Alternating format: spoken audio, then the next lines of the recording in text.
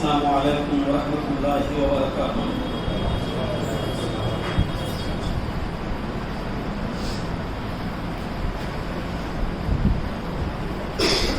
الحمد للہ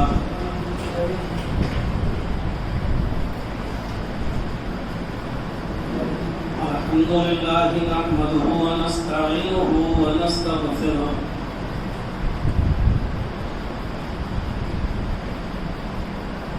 ونعوذ باللہ من شرور انفسنا ومن سیئات اعمالنا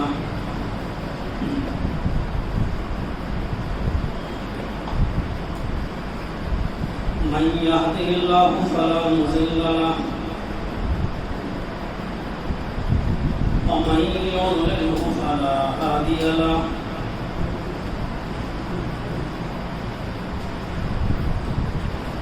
وأشهد أن لا إله إلا الله وحده لا شريك له وأشهد أن محمدا عبده ورسوله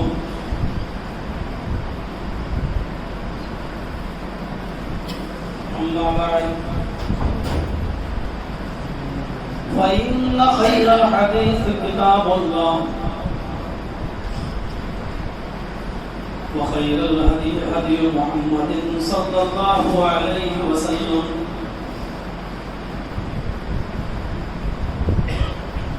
وشر الأمور محدثاتها وكل محدثة بدعة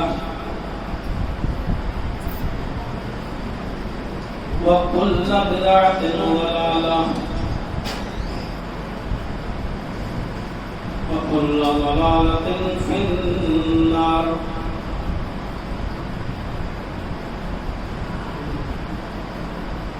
أعوذ بالله من الشيطان الرجيم، بسم الله الرحمن الرحيم۔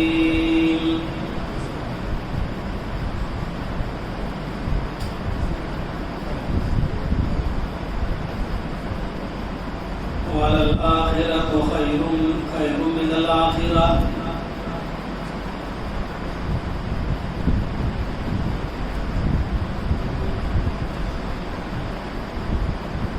رب اشرح لي صدري ويسر لي من أمري واحلل عقدة من لساني يفقهوا قولي۔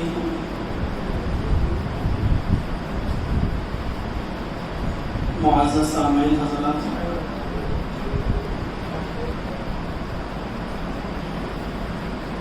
اس مسجد کے معزز مصلیان، بالخصوص اس مسجد کے اہم ذمہ دار اور مشرقی یو پی کے امیر محترم حافظ عتیق الرحمان حفظہ اللہ،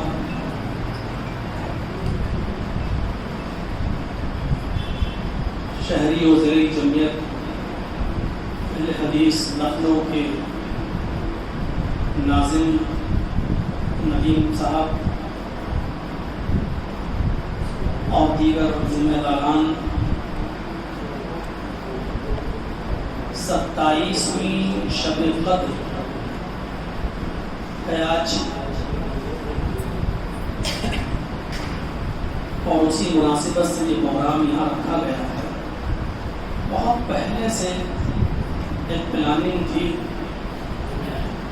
کہ رمضان کی کسی شب قدر میں پروگرام رکھا جائے۔ پرسوں ہماری حافظ صاحب سے بات ہوئی اور یہ طے ہوا کہ 27ویں شب قدر کو یہاں رکھا جائے گا تراویح کے بعد۔ خواتین کی خواہش زیادہ تھی کہ ہمارے لیے کوئی پروگرام نہیں ہو پاتا ہے، تو اس مناسبت سے ان کو بھی بلا لیا گیا ہے، لیکن میرے ساتھ بڑی مجبوری یہ ہے کہ مجھے ابھی نکلنا ہے۔ رمضان کا جو آخری جمعہ ہوتا ہے وہ مجھے شہر اٹاوہ میں پڑھانا ہوتا ہے، جس کو ہماری اپنی زبان میں اب جماعت الوداع یا الوداع کا لقب دے دیا گیا ہے، حالانکہ شریعت کے اندر نہ تو جماعت الوداع کے نام سے کوئی چیز ہے، نہ الوداع کے نام سے کوئی چیز ہے۔ ہم یہ کہہ سکتے ہیں کہ اس سال کے رمضان کا یہ آخری جمعہ ہے جو کل آ رہا ہے، اور اسی میں چونکہ پورے شہر کعبہ کے اندر کئی جگہ عید ہوتی ہے، نمازوں کا ٹائم فکس کرنا ہوتا ہے، تو اسی مناسبت سے مجھے عید کا رمضان کا جو آخری جمعہ ہے مجھے وہیں پڑھنا ہے۔ میری گاڑی باہر کھڑی بھی ہے اور قرآن کرنے کے بعد نکلنا بھی ہے، کوشش ہوگی کہ سحری سے پہلے پہنچ بھی جائیں۔ اس لیے میں سوچ رہا تھا کہ پروگرام تھوڑا جلدی ہوتا اور تراویح آج لیٹ پڑھ لی جاتی، کیونکہ جاگنے کی رات تھی، 2 بجے کی پڑھی جا سکتی تھی، 1 بجے کی پڑھی جا سکتی تھی، عبادت کی رات تھی، کبھی بھی پڑھی جا سکتی تھی، لیکن چونکہ اتنا وقت نہیں ملا کہ اس بات کو کوئی طے کیا جائے۔ بہرحال اب میں آیا ہوں، جلد بازی میں بھی ہوں، نکلنا بھی ہے، تو چند بنیادی باتیں آپ کے سامنے رکھنا بھی چاہیے۔ ہمارا اور آپ کا ایک مشن ہے، اور اس مشن کو دے کر ہمیں اور آپ کو یہاں بھیجا گیا ہے، اور یہ فیکٹ ہے کہ ہمیں یہاں ہمیشہ نہیں رہنا ہے۔ سب سے بڑی سچائی دنیا میں اگر کچھ ہے تو وہ یہ ہے کہ ہمیں اور آپ کو اس دنیا سے رخصت ہونا ہے۔ میں اس کو سب سے بڑی سچائی مانتا ہوں۔ حالانکہ آپ یہ کہہ سکتے ہیں کہ سب سے بڑی سچائی یہ ہے کہ اللہ رب العالمین اللہ ہے، لیکن کائنات کے اندر ایسی بہت سی شخصیتیں ملیں گی اور مذاہب ملیں گے اور سنستھائیں ملیں گی اور تنظیمیں ملیں گی جو اللہ کا انکار بھی کر دیتی ہیں۔ کمیونسٹ ڈائریکٹ اللہ کا انکار کرتے ہیں کہ اللہ نام کی کوئی چیز نہیں، اللہ ہے ہی نہیں، یہ دنیا کا نظام چل رہا ہے ایسے ہی اور ایسے ہی چلتا رہے گا، لوگ پیدا ہوتے رہیں گے، مرتے رہیں گے، دوسرے لوگ آتے رہیں گے، زمانہ ترقی کرتا رہے گا، بڑھتا رہے گا۔ وہ کہتے ہیں کہ یہ ایسے ہی چلتا ہے اور چلتا رہے گا، اللہ نام کی کوئی چیز نہیں۔ اللہ کی انکار کرنے والی شخصیتیں، تنظیمیں، سنستھائیں بہت مل جائیں گی، لیکن کوئی بھی سنستھا، کوئی بھی تنظیم، کوئی بھی شخصیت، کوئی بھی مہان پرش، کوئی بھی لیڈر موت کا انکار نہیں کر سکتا۔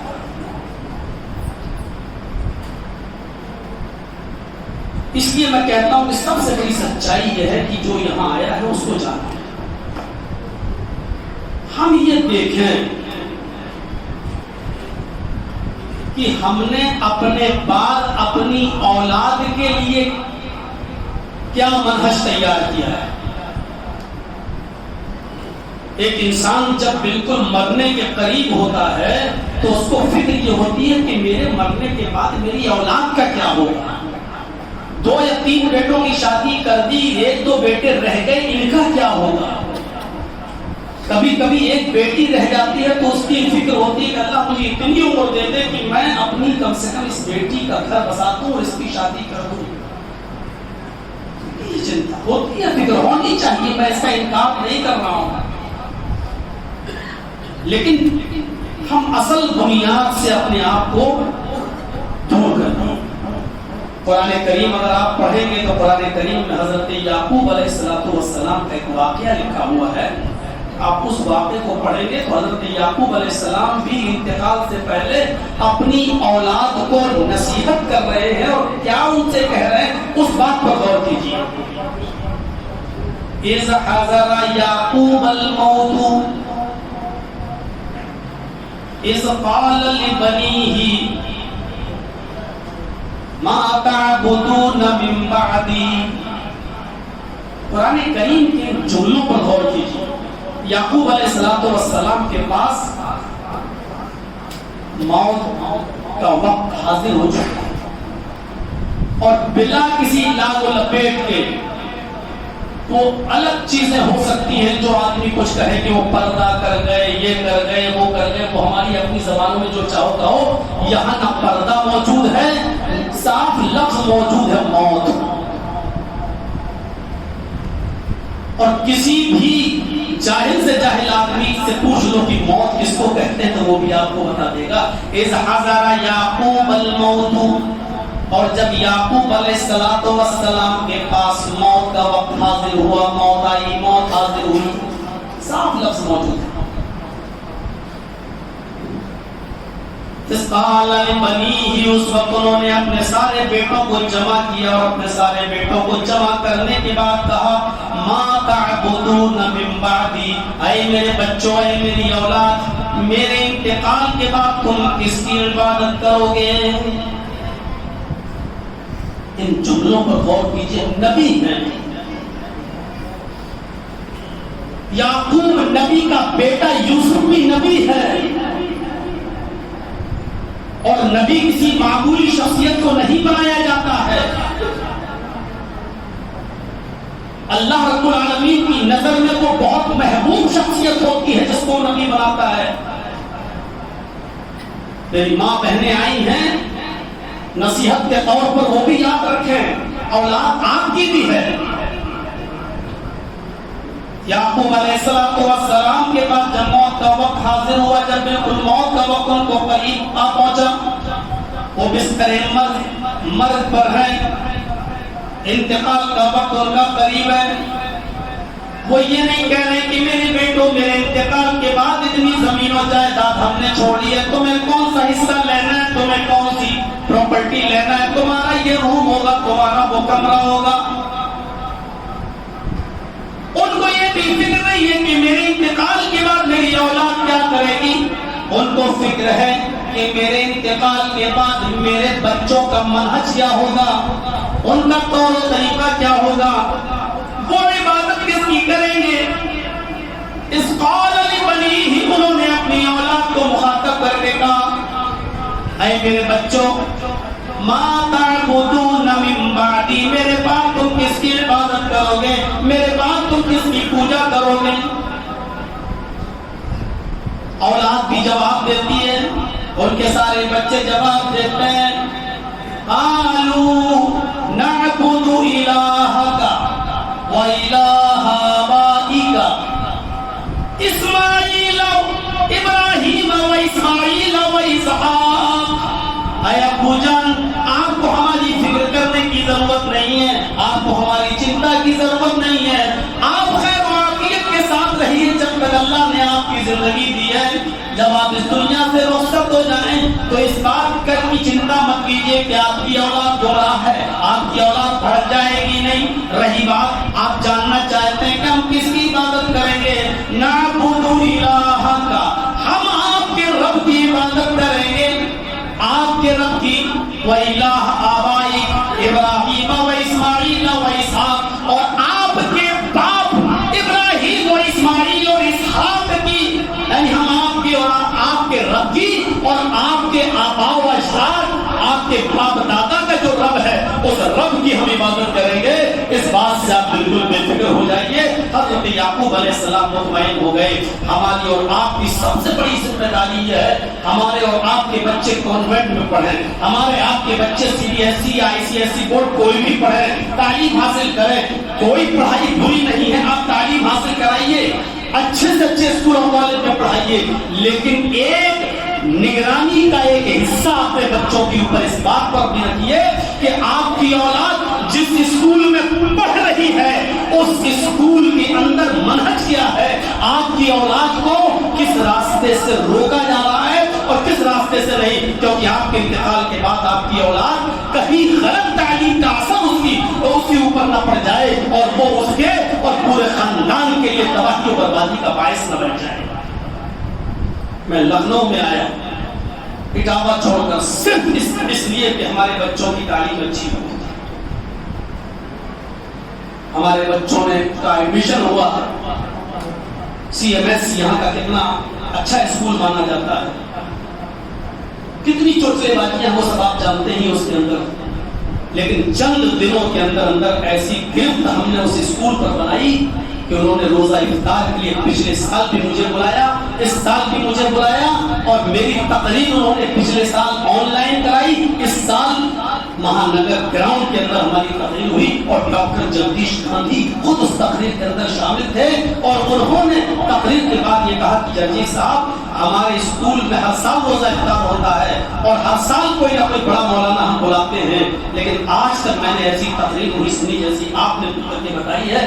روزے کا مقصد اور روزہ کیوں فرض کیا گیا اور روزے کا کیا کنیکشن ہے وہ آپ نے جو ہمیں بتایا ہے، اور آج کے بعد آپ ہی اس اسکول کے اندر آئیں گے۔ چاہ تو وہ جو سر چڑھ کے بولے اپنی چھاپ چھوڑنے کی کوشش کیجیے، دوسروں کی چھاپ آپ کے اوپر آئی تو کیا، اپنے اصول پر تقریر کی، سمجھوتا نہیں کیا گیا کہ یہ ہوگا وہ ہوگا، میرے گلے میں ہار ڈال نہیں، کچھ نہیں، ہمیں یہ سب چیز نہیں چاہیے۔ آپ اپنی اولاد کو کیا، میں منع نہیں کر رہا ہوں کہ آپ نہ پڑھائیں انگلش، ضرورت ہے آج کل انگلش کی، تعلیم کوئی بری چیز نہیں ہے، کوئی بھی تعلیم حاصل کریے، لیکن یہ دیکھیے کہ آپ کی اولاد اس تعلیم کو حاصل کرنے کے بعد دین سے دور تو نہیں ہو رہی ہے، اپنے رب سے تو دور نہیں ہو رہی ہے۔ ما تعبدون من بعدی، میرے بعد تم کس کی عبادت کرو گے؟ اولاد کا جواب کرنا نعبد الہک و الہ آبائی، آپ کے رب کی، آپ کے آبا و اجداد، آپ کے باپ دادا کے رب کی عبادت کریں گے۔ آپ اپنی اولاد سے کچھ پوچھتے ہیں؟ علی میاں ندوی رحمۃ اللہ رحمۃ الواسعہ، اللہ ان کی قبر کو نور سے بھرے، کتنی بڑی شخصیت، ایک واقعہ بیان کرتے ہیں، ان کا واقعہ ان کی آپ بیتی میں آج بھی لکھا ہوا ہے۔ میں ان کی آپ بیتی پڑھ رہا تھا تو انہوں نے اپنا ایک واقعہ بیان کیا، لکھا تھا کہ ایک جلسے میں، اسی لکھنؤ کی کسی جلسے میں وہ شریک ہوئے، اور بہت دور دور سے اجتماع تھا، بہت دور دور سے بسیں بھر بھر کے آئی تھی، لیڈیز بھی آئی تھی، لیکن جب پروگرام شروع ہوتا ہے تو لیڈیز کے اندر جو پنڈال لگا ہوا تھا، جو اجتماع کا تھی لیڈیز کی، اس میں ایک عورت بہت پریشان تھی۔ یہ علی میں ندوی جیسی شخصیت اس بات کو بیان کر رہی ہے۔ وہ عورت بہت پریشان تھی، اس کی پیشانی پر پسینہ آ رہا تھا، وہ کسی عالم کی تقریر اچھی طریقے سے نہیں سن رہی تھی۔ ایک عورت نے اس سے پوچھا، بہن تمہیں کیا پریشانی ہے؟ میں دیکھ رہی ہوں نہ تم صحیح سے بیٹھ رہی ہو، نہ صحیح سے کھڑی ہو رہی ہو، نہ صحیح سے تم کسی عالم کی گفتگو سن رہی ہو، آخر تمہیں کوئی پریشانی ہے؟ کوئی پیٹ میں درد ہے، بخار ہے، فیور ہے، کچھ بات ہو تو بتاؤ۔ اس نے کہا نہیں کچھ، کوئی بات نہیں۔ تھوڑی دیر کے بعد اس کی پریشانی پھر بڑھتی ہے، اس نے پریشر ڈال کے پوچھا کہ تمہیں اللہ کا واسطہ مجھے تو بتاؤ کہ کیا بات ہے۔ اس عورت نے جواب دیا، بات دراصل یہ ہے کہ میں ایک بس میں آئی ہوں، اس میں لیڈیز ہی تھی، بس پتہ نہیں کب جائے گی، جب تک یہ جلسہ ختم نہیں ہوگا تب تک بس واپس نہیں ہوگی۔ میں اپنے بستر پر اپنے چھوٹے بچے کو لٹا کے آئی ہوں، دادی، اس کی دادی یعنی میری ساس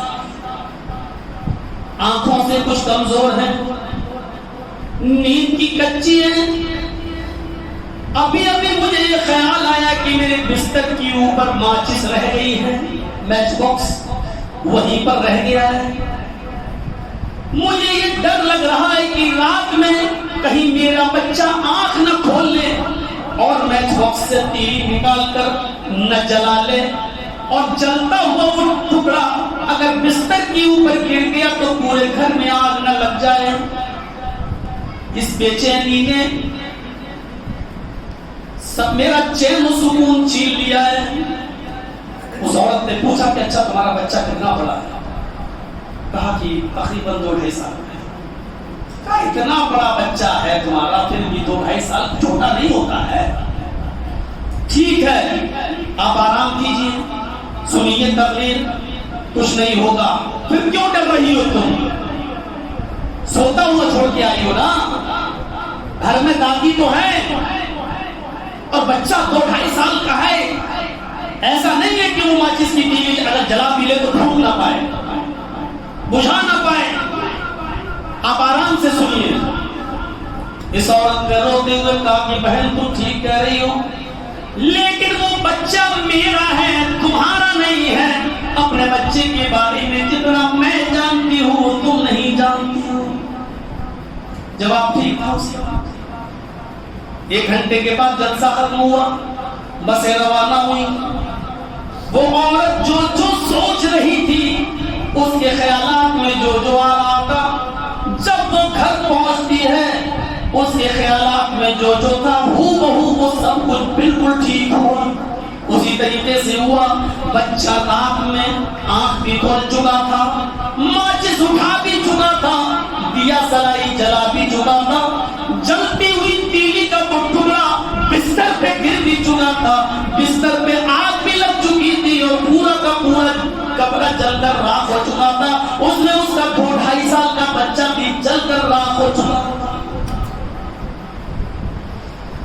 میں صرف اس واقعے کو یہ بتانا بیان کر کے یہ بتانا چاہتا ہوں کہ چھوٹے سے بچے کو اتنی فکر ہے آپ کی کہ ماچس کا ایک ٹکڑا میچ باکس بستر پہ آپ نے چھوڑ دیا ہے تو آپ کو چین نہیں مل رہا ہے، جلسے میں صحیح سے بیٹھ نہیں پا رہی ہو، سن نہیں پا رہی ہو.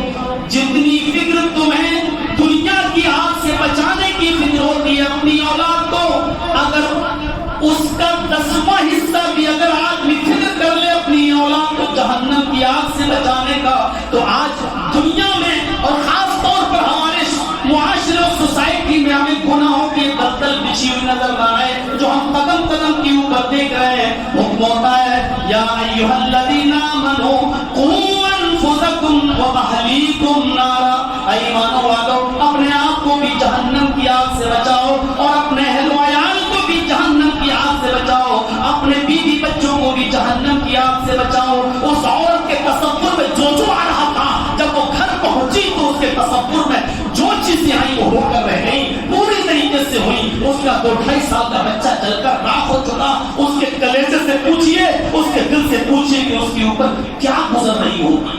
اب بہت سے سوالات اٹھیں گے کہ وہ تو اچھے کام کے لیے گئی تھی، دین کے جلسے کے لیے گئی تھی، قرآن و حدیث سننے کے لیے گئی تھی، پھر بھی اللہ رب العالمین نے اس کے ساتھ اچھا نہیں کیا. میرے بھائیوں وقت نہیں ہے ان تمام سوالات کا جواب ہم دیں اور اس طرف چلے. ان چیزوں سے کیا مطلب ہے؟ اللہ رب العالمین کو کتنی زندگی دینا ہے، کتنی عمر دینا ہے، کتنا پیسہ دینا ہے، کتنی دولت دینا ہے، کتنی عزت دینا ہے، وہ اس کا کھاتا ہے تیار. اس سے ایک انچ کم اور 1 انچ زیادہ آپ کو نہیں ملے گا. وہ جانتا ہے کہ آپ کو کتنے بچے دے گا اور بچوں کو کتنی بچوں کی زندگی دے گا اور کتنوں کو موت دے گا. یہ اس کے علم میں ہم اور آپ کچھ نہیں کر سکتے. ایک بادشاہ اعلان کر رہا تھا کہ آؤ ہم سے مانگو، جو مانگو گے وہ تمہیں دیا جائے گا. اور بھیڑ لگ گئی اس کی رعایا کی، جس نے جو مانگا اس کو دیتا چلا گیا. ایک بڑھیا کھچر لے کر آئی اور کہنے لگی کہ بادشاہ آپ کا اعلان سن کر میں بھی آئی ہوں، مجھے بھی اس کھچر کے برابر کھچر بھر کے سونا چاہیے. بادشاہ نے کہا 100 سونے کی اشرفی اس کو دے دو. بڑھیا کہنے لگی 100 اشرفی؟ آپ نے تو اعلان کیا تھا جو مانگو گے دیا جائے گا. اس نے کہا تمہارے لیے 100 اشرفی کافی ہے. بڑھیا بولی نہیں، سب کو منہ مانگے دے رہے ہو اور مجھے 100 اشرفی نہیں، مجھے سونا اتنا چاہیے جو اس کھچر پر لاد کر میں اپنے گھر لے جا سکوں. لوگوں نے بھی اس بڑھیا کی تعریف کی کہ بادشاہ صاحب آپ نے تو خود ہی کہا تھا جو مانگو گے دیں گے، پھر آپ کیوں نہیں دے رہے ہیں؟ آپ کو دینا پڑے گا. بادشاہ نے کہا سونا کھچر پہ لاد دو. پورا سونا لاد دیا گیا اور بڑھیا کھچر پر سونا لاد کر گھر لے گئی. رات میں بڑھیا جب سونے کے لیے بستر پہ گئی، اس علاقے کے چوروں کو جب پتا چلا کہ بڑھیا بہت سا سونا لے کے آئی ہے، نقب لگایا، دیوار پہ چڑھے اور اندر کود گئے. بڑھیا کا گلا دبایا اور سونا سارا لے کر فرار ہو گئے. صبح یہ خبر بادشاہ کو ملتی ہے کہ بڑھیا ماری گئی، سونا چوری ہو گیا. بادشاہ نے کہا میں جانتا تھا کہ وہ بڑھیا اتنا سونا نہیں سنبھال پائے گی. اور اس کو اتنے سونے کی ضرورت بھی نہیں تھی، وہ زندگی کے آخری مراحل طے کر رہی تھی، اس کے لیے 100 سونے کی چرکیاں کافی تھی، لیکن اس کی لالچ نے اس کی ضد نے مجبور کر دیا، اور اس کی لالچ کی وجہ سے میں نے دے دیا۔ دیکھیے نہ سونا استعمال کر پائی، نہ وہ اپنی زندگی کے بقیہ دن بھی پورے کر پائی، پہلے ہی مار دی گئی ہے۔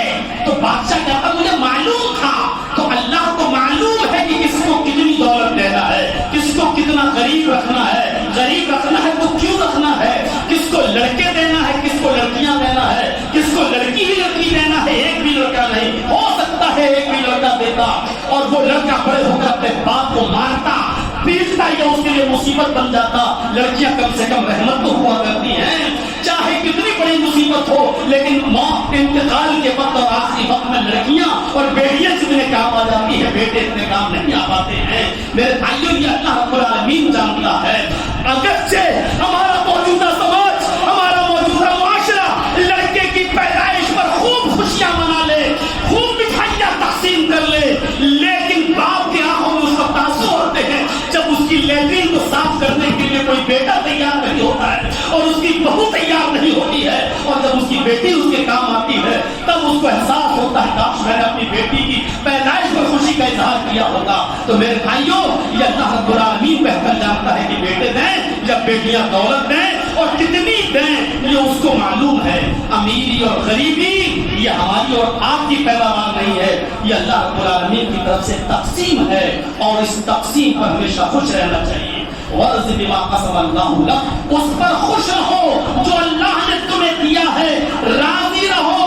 اگر تم ایسا کرو گے اپنا ناس، تو اللہ رب العالمین دنیا سے تمہیں بے نیاز کر دے گا، پھر تم دنیا کے سامنے ہاتھ نہیں پھیلاؤ گے اگر تم اس پر راضی رہو جو اللہ نے تمہیں دیا ہے۔ میرے پیارے ساتھیوں، آپ کو شاید وہ واقعہ میں نے کبھی سنایا ہو، مجھے یاد نہیں ہے کہ جب سالم ابن عبداللہ ابن عمر، حضرت عمر فاروق کے پوتے تھے، حضرت عمر فاروق کے پوتے، تو حضرت عمر فاروق کے بیٹے کا نام عبداللہ اور عبداللہ کے بیٹے کا نام سالم، سالم ابن عبداللہ ابن عمر۔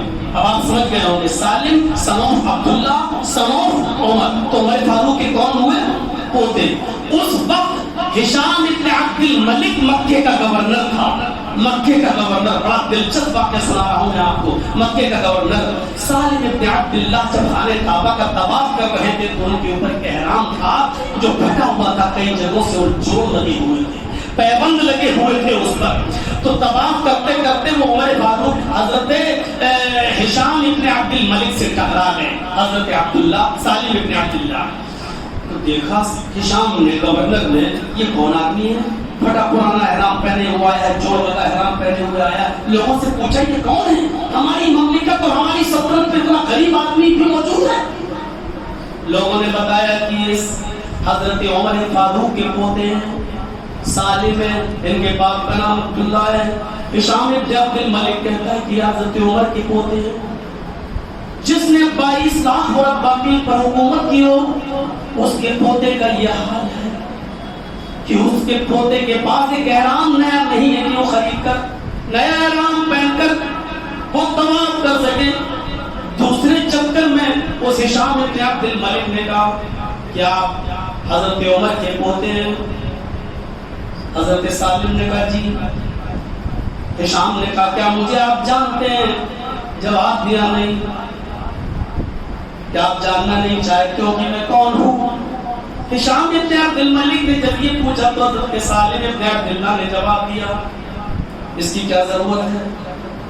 اللہ کے گھر میں تو سب اللہ کے محتاج بندے آتے ہیں، آپ اپنی ضرورت مانگنے کو پورا کرنے کے لیے اللہ سے مانگنے آئے ہیں، ہم بھی اپنی ضرورت کے لیے مانگنے آئے ہیں۔ یہ تو اللہ کا گھر ہے، آپ بھی اللہ کے محتاج، میں بھی اللہ کا محتاج، کیا اس سے بڑا بھی اور کوئی تعارف ہو سکتا ہے؟ اس نے کہا میں ہشام ابن عبد الملک ہوں، اس علاقے کا گورنر ہوں، میں چاہتا ہوں کہ تمہاری ضروریات کو میں پورا کروں۔ آج میں نے تمہاری حالت دیکھی ہے، میں چاہتا ہوں کہ میں تمہاری کوئی ضرورت پوری کروں، بتاؤ اگر کسی چیز کی ضرورت ہو۔ حضرت سالم ابن عبداللہ مسکرا کر کہتے ہیں انی لا استحی من اللہ ان اسأل فی بیتی غیرہ، اللہ کے گھر میں مجھے شرم آتی ہے کہ اللہ کے گھر میں ہوتے ہوئے میں کسی غیر کے سامنے اپنا دامن پھیلاؤں. غور کرو، ہم جیسے کتنے ملا مولوی منسٹر اگر بلا لے تو چلے جائیں گے چند ٹکوں میں بکنے کے لیے. ایک معمولی سی پوسٹ اگر ہمیں دے دی جائے تو اس کے لیے ہم اپنا ضمیر، اپنا ایمان، اپنی قوم کی مفاد کا سودا تک لگا دیں گے.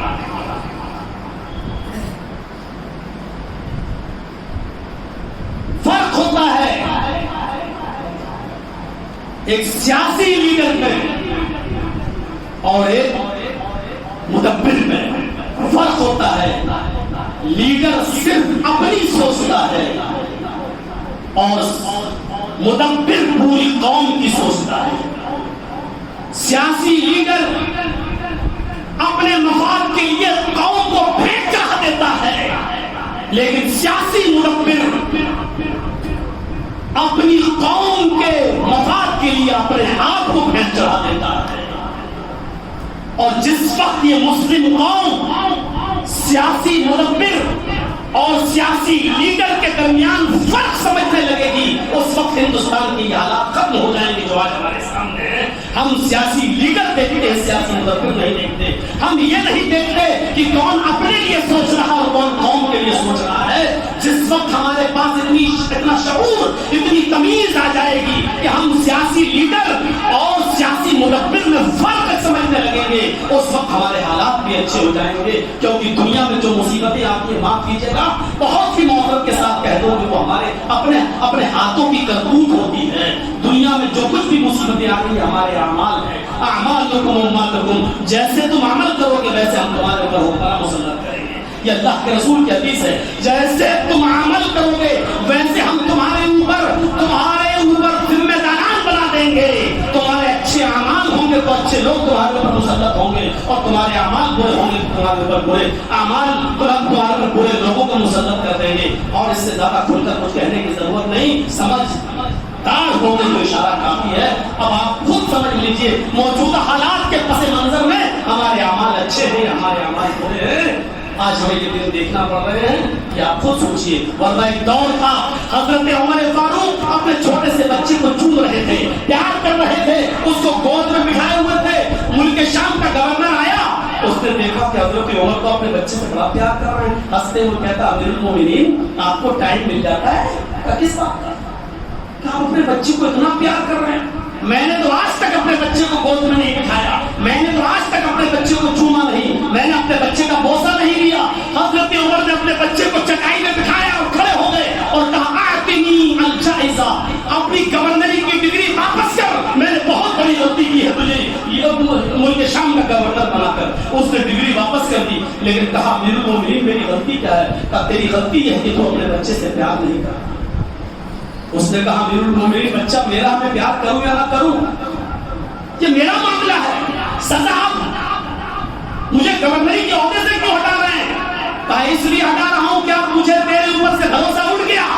جو شخص اپنے بچے کو پیار نہیں کر سکتا، جو شخص اپنے بچے سے محبت نہیں کر سکتا، اس علاقے کی عوام اور اس علاقے کی رعایا سے کیا پیار کرے گا، ان سے کیا محبت کرے گا؟ اس لیے تو اس علاقے کی گورنری کے لائق نہیں ہے. جب ہمارے اعمال اچھے تھے تو ہمارے اوپر حکمراں بھی اچھے مسلط ہوتے تھے، جب ہمارے اعمال برے ہو گئے تو ہمارے اوپر حکمراں بھی برے مسلط ہو گئے. ہمیں اپنے اعمال کی اصلاح کرنے کی ضرورت ہے میرے پیارے سے. سوچیے، غور کیجیے. انی لا استحی من اللہ ان اصل فی بیتی غیر، مجھے شرم آتی ہے اللہ کے اس گھر میں ہوتے ہوئے میں کسی غیر سے سوال کروں. طواف پورا ہو گیا، مقام ابراہیم کے پاس آئے. ابن عبداللہ نے 2 رکعت نماز پڑھی اور 2 رکعت نماز پڑھنے کے بعد رفع یدیہ الی السماء، اپنے دونوں ہاتھوں کو آسمان کی طرف اٹھا لیا اور دعا مانگنے لگے.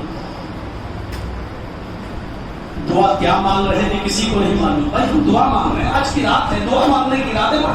کیا مانگ رہے ہیں ہمیں کیا معلوم؟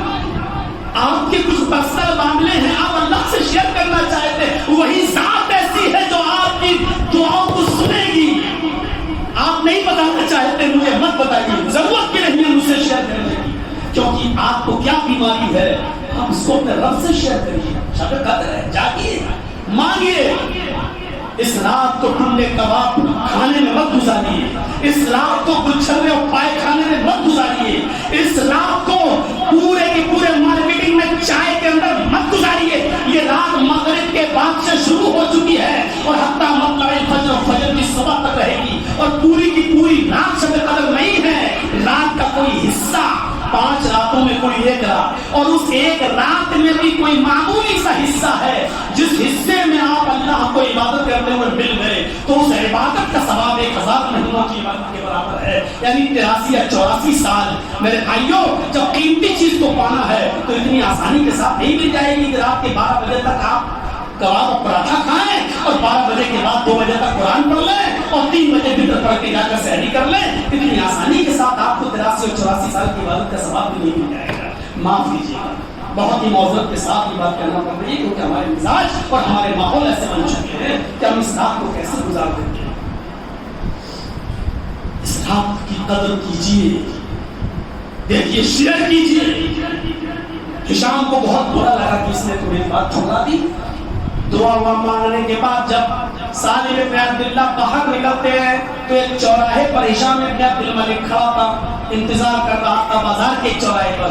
وہاں ملنے کے بعد کہتا ہے کہ اے سالم، الان خرجت من بیت اللہ، آج اب تو تم اللہ کے گھر سے نکل چکے ہو، یہ مارکیٹ کا چوراہا ہے، یہ تو اللہ کا گھر نہیں ہے۔ فاسأل، اب مانگو تمہیں کیا چاہیے، اب بتاؤ میں تمہاری ضرورت کو پوری کروں۔ سالم ابن عبداللہ بھی سمجھ گئے کہ یہ ہاتھ دھو کر نہیں، ہاتھ دھو کر میرے پیچھے پڑ گیا ہے۔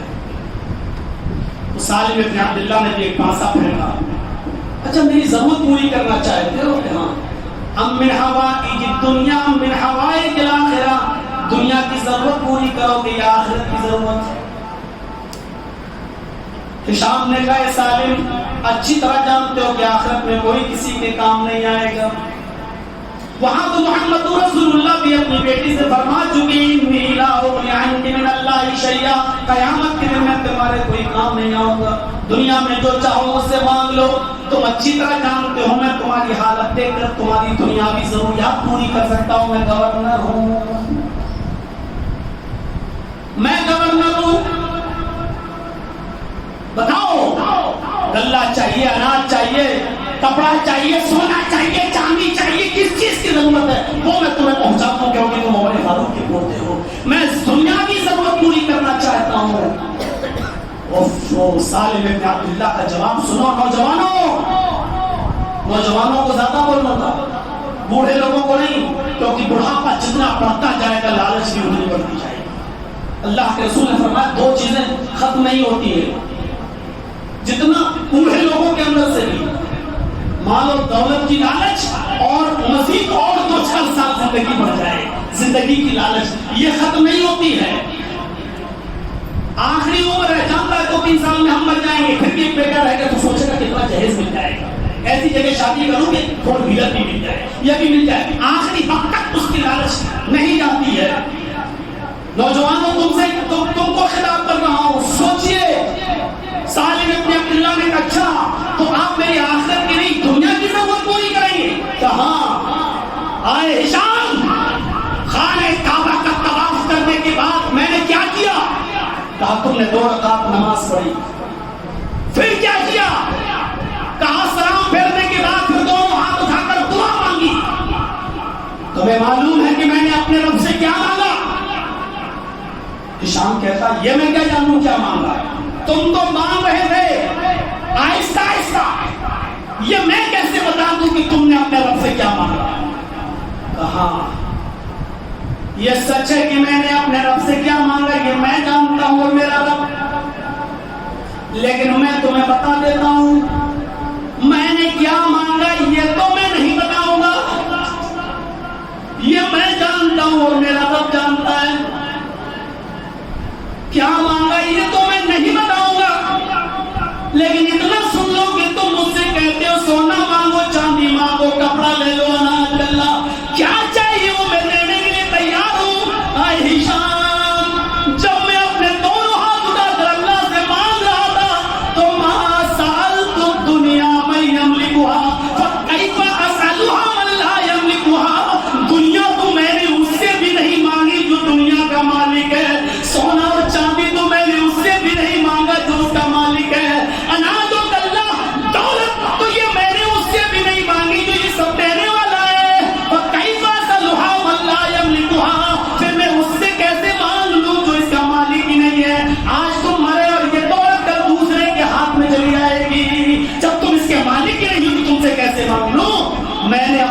سے بھی یہ چیزیں نہیں مانگی ہیں.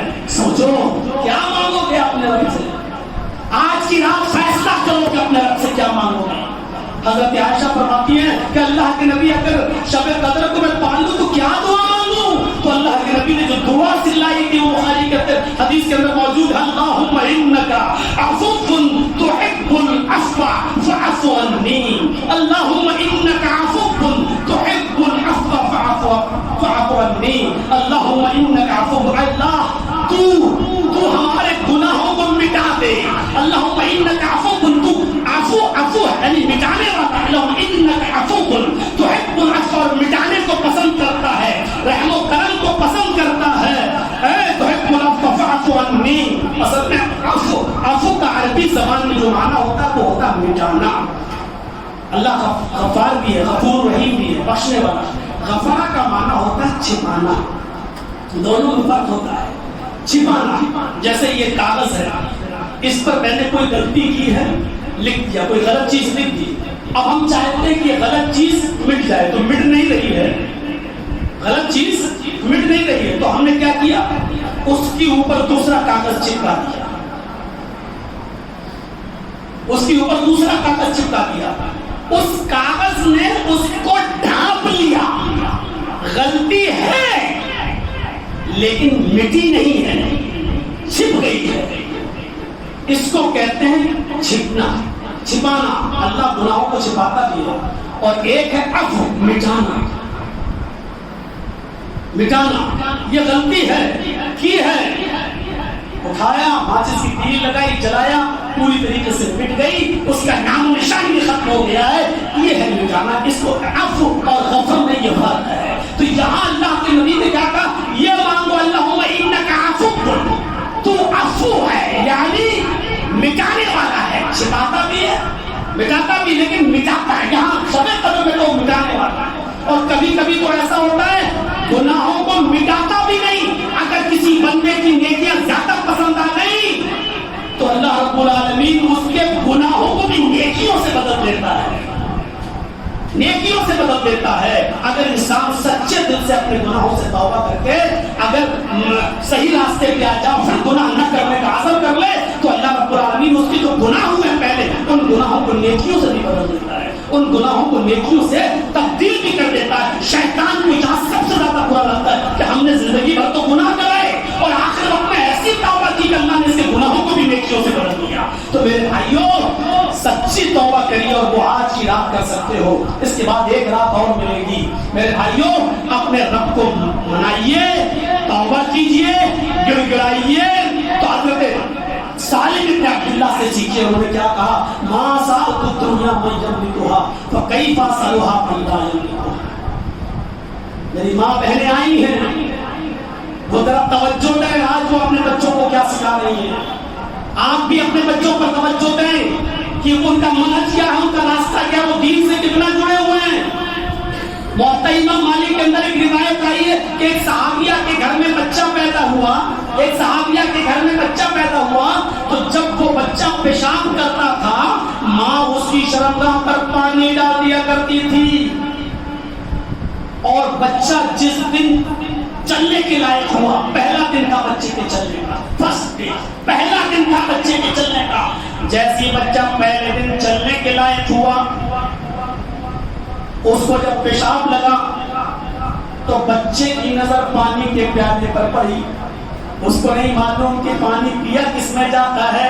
اس نے یہ دیکھا کہ اس برتن میں پانی رکھا ہوا. اس نے پیالہ اٹھایا اور پیالہ لے کر وہ وہاں چلا گیا جہاں اس کی ماں اس کو پیشاب کراتی تھی اور پانی ڈال دیا کرتی تھی. بچہ اسی جگہ پیشاب کرتا ہے اور پیشاب کرنے کے بعد اپنے ننھے ننھے ہاتھوں سے پانی اپنی شرمگاہ پہ مار لیتا ہے. اس کو پتہ نہیں ہے کہ استنجا کیسے کیا جاتا ہے, لیکن چونکہ ماں ایسا کرتی رہی اس لیے بچے نے بھی ایسا کیا ہے. ماں جب دیکھ رہی ہے دور سے کہ میرے بچے نے پانی کا پیالہ اپنی شرمگاہ پر اڑیل دیا ہے, اپنی شرمگاہ کو دھو رہا ہے, آسمان پر نظر ڈال کر اس کی زبان سے جو جملہ نکلتا ہے وہ یہ نکلتا ہے, فزت برب الکعبہ, رب کعبہ کی قسم میں کامیاب ہو گئی, اللہ کی قسم میں کامیاب ہو گئی. میں اپنے بچے کو جو تربیت دینا چاہتی تھی میں اس بچے اس میں کامیاب ہو گئی. یہاں سے آپ اندازہ لگائیں کہ ماں اپنے بچے کو کیسے تربیت کیا کرتی ہے. ہماری ماں بہنیں بھی آج ان کے 4-4 6-6 سال کے بچے بھی ہوں گے، پیشاب کے پینٹ کی چین کھولی، بیٹا یاد کر لیں کھڑے ہو کر. ان ماں سے، بہنوں سے، بیٹیوں سے کون سی توقع رکھی جائے؟ کیا تربیت دیں گی؟ آپ کو یاد ہے سلطان کاکو کو جب پھانسی کے پھندے پہ لٹکایا گیا تو اس سے آخری تمنا پوچھی گئی کہ آخری تمنا کیا ہے؟ اس نے کہا کہ میری آخری تمنا یہ ہے کہ میری ماں کو میرے سامنے کھڑا کیا جائے جب مجھے پھانسی کے پھندے پہ لٹکایا جائے. اس کی تمنا پوری کی گئی. ماں کے سامنے اس کو پھانسی کا، بیٹا میں تیری پھانسی کیسے دیکھوں اور تو نے اپنی تمنا یہ کیسے کہیں ظاہر کر دی؟ تجھے معلوم نہیں کہ اولاد ماں کے بڑھاپے میں لاٹھی کا سہارا ہوتا ہے اور تو نے اتنی بڑی تمنا کر دی، میں کیسے دیکھوں میرے پاس بنا پڑا کلیجا نہیں. کہا ماں یہ نوٹنکی کرنا بند کرو، تمہیں دیکھنا پڑے گی. اور جلاد صاحب اگر ہو سکے تو میری ایک تمنا اور ہے کہ مجھ سے پہلے میری ماں کو پھانسی دو. کہا کیوں؟ وجہ کیا ہے؟ جرم تم نے کیا، ماں کو پھانسی کیوں دیا ہے؟ کہا کہ جب میں 6 سال کا تھا پیسہ دیا تھا میری ماں نے اور کہا تھا جاؤ ایک انڈا لے کے آؤ. میں انڈے والے کی دکان پہ گیا، ایک انڈا خریدا، اس کا پیسہ دیا، دوسرا انڈا چپکے سے میں چرا لایا تھا. جب چرا کے لایا تو ماں ایک انڈے کے پیسے میں 2 انڈے لایا ہوں، ایک انڈا تو خریدا، دوسرا انڈا میں نے چوری کیا. تو اس ماں نے اس وقت میری پیٹھ تھپتھپائی تھی کہ بیٹا ہم لوگ غریب ہیں، اچھا کیا یہ انڈا شام کے کام آئے گا، شام کو چولہا جل جائے گا. اگر اسی وقت اس نے میرے چہرے پہ تھپڑ مارا ہوتا اور یہ انڈا لے جاتا دکاندار کو واپس کیا ہوتا تو میں آج اتنا بڑا چور نہ بنتا، آج اتنا بڑا ڈاکو نہیں بنتا، آج اتنا بڑا لٹیرا نہیں بنتا، اتنے لوگوں کا قاتل نہیں بنتا اور آج مجھے سزائے موت نہیں ہوتی. میری موت کی سزا کے پیچھے میری ماں کا ہاتھ ہے. اس درجے تک یہاں تک پہنچانے میں میری ماں کا کردار ہے. میری ماں بہنوں، تم اپنی اولاد کی تربیت کرو گے، تمہارے بچے کس سمت جا رہے ہیں ان کو تو آپ نے دیکھ لیا. ان کے بچے تو آکسفورڈ میں پڑھ رہے ہیں، لندن میں، امریکہ میں، فرانس میں، یوکرین میں، ادھر ادھر، اور انہوں نے اپنے بچوں کے ہاتھوں میں اب تلواریں اور ترشول دے رکھے ہیں. آپ دیکھیے آپ کے بچے کس طرف جا رہے ہیں. رات کے 2-2 بجے تک بیٹھنا اور 3-3 بجے تک بیٹھنا. آپ اندازہ لگائیے کہ یہ قوم کہاں، جس قوم کے نبی کی تعلیم یہ ہوگی عشاء کی نماز کے بعد فضول اب وقت برباد کرو اور بستر پر جا کر سو جاؤ تاکہ صبح فجر کی نماز میں آسانی کے ساتھ اٹھ سکو اور دعا کہ اللہ فجر کی نماز کے بعد میرا امتی جو بھی رزق کمائے، جو بھی حلال روزی کمائے، اس کی روزی میں برکت عطا فرمانا. اللہ کے رسول نے برکت کی دعا اس کے لیے کی جو فجر کی نماز کے بعد استغفار کی تلاش میں گزرتا ہے. ہمارے گھروں میں برکت ہو تو کہاں سے ہو؟ مولویوں کے پاس 24 گھنٹے خریدتے رہو گے، وہ 51-100 روپے میں دیتا رہے گا، لیکن معاف کیجیے گا مولوی کے گھر میں خود برکت نہیں ہو رہی، تمہیں کیا برکت پہنچائے گا؟ اگر مولوی کو برکت ہو رہی ہوتی تو 10-11 ہزار روپے میں بیچارہ ہو کیوں امامت کر رہا ہوتا. وہ آپ کو تاکیز دے رہا خیر و برکت کا. خیر و برکت کی دعا تو اللہ کے نبی بتا رہے ہیں، فجر کی نماز پڑھ کر پھر رزق مانگو، اللہ سے تلاش کرو اور دعا مانگو اور اللہ کہ اللہ میری امت کے کاروبار میں برکت دے. مولانا صاحب پیسہ تو آتا ہے، بہت آتا ہے، لیکن رکتا نہیں ہے، رکے گا بھی نہیں، کیونکہ ہم نے پیسے کے ہم نے اسباب تو بہت بنا دیے ہیں آنے کے، لیکن برکت نہیں ہو رہی ہے، رکے گا نہیں. ہمارے پاس پیسہ کمانے کیوں کماتا ہے آدمی پیسہ؟ تاکہ راحت ملے، لیکن پیسے سے راحت نہیں مل رہی ہے. اب غور کر کے دیکھ لیجئے کتنے اسباب ہیں پیسہ کمانے کے. اور ایک ایسا آدمی مجھے ملا، کہنے لگا مولانا صاحب میرے 4 بچے ہیں، ایک بچہ تو میرا US میں ہے، امریکہ میں، پیسہ ہے، بھیجتا رہتا ہے، کماتا ہے، دیتا ہے. میں نے کہا ملاقات تو ہوتی رہتی ہوگی. کہا 15 سال سے میں نے اس کی شکل نہیں دیکھی. تصور کریں آپ، ایسا پیسہ کس کام کا جس نے باپ سے بیٹے کو اور بیٹے سے باپ کو دور کر دیا. وہ باپ اور وہ ماں جس کے بارے میں قرآن کہتا ہے کہ ان کے سامنے تم منہ بھی مت کرو، فلا تقل لهما اف۔ جب یہ دونوں بڑھاپے کو پہنچ جائیں تو اف کا صحیح ترجمہ آج تک کوئی کر نہیں پایا ہے۔ ہمیں سب سے زیادہ صحیح ترجمہ جو اس کا لگتا ہے وہ لگتا ہے اف کا، فلا تقل لهما اف اما یبلغن عندک الکبر احدهما او کلاہما، ان دونوں میں سے ایک یا وہ دونوں تمہاری زندگی میں بڑھاپے کو پہنچ جائیں، فلا تقل لهما اف، تو تم ان سے منہ بھی مت کرو۔ مثلا آپ لیپ ٹاپ پہ کام کرتے ہیں، بہت ایمرجنسی کام ہے، اور آپ کے باپ بستر پہ لیٹے ہیں، بیمار ہیں، اور آپ سے کہتے ہیں بیٹا ایک گلاس پانی لا دو، پیاس لگ رہی۔ آپ نے کہا اٹھے، پانی لا کے دے دیا، پانی لا کے دے دیا، اٹھا کے پلا بھی دیا، لیکن اس کے باوجود آپ کو ثواب نہیں ملے گا۔ کیوں؟ کیونکہ آپ نے منہ جو کر دیا۔ باپ نے کہا بیٹے پانی، آپ مطلب ایمرجنسی کام، پراپرٹی کا کام یا کاروبار یا لکھا پڑھی کا باپ نے پانی مانگا، اٹھے اور پانی لا کے آپ نے دے دیا، اگرچہ دے دیا لیکن بوہ جو نکل گئی آپ کے منہ سے، اس بوہ نے تمہاری اس عبادت کو اور باپ کے ساتھ اس خدمت کو بلکہ میچ کر دیا ہے، کوئی ثواب نہیں بلکہ گناہ پڑے گا۔ قرآن کہتا فلا تقل لهما اف، بڑھاپے میں ان دونوں کے یا ان دونوں میں سے کوئی ایک کے بڑھاپے میں تمہیں منہ بھی نہیں کرنا ان کے سامنے۔ یہ ہے قرآن کی تعلیم۔ ایسی تعلیم سے کیا فائدہ، اور ایسی دولت سے جس نے امریکہ میں بیٹے کو اور باپ کو یہاں مجبور کر دیا، پیسہ بھیج رہے ہو، یاد رکھو کبھی کبھی پیسہ کام نہیں آتا۔ باپ کہتے نہیں کہ باپ کو اپنی اولاد کی محبت ایک شکل دیکھ لیں، آخری وقت اور باپ کی تمنا یہ ہوتی کہ میری اولاد میرے ساتھ رہے، جب میری روح میری قبض سے انسری سے برباد ہو تو میری اولاد میرے سامنے رہے، یہ تمنا ہوتی ہے۔ کتنے بدقسمت ہیں وہ لوگ جو اپنے بیوی اور بچوں کے کمانے کے لیے اپنے ماں باپ سے دور ہو کر اور ودیشوں میں نوکریاں کر رہے ہیں۔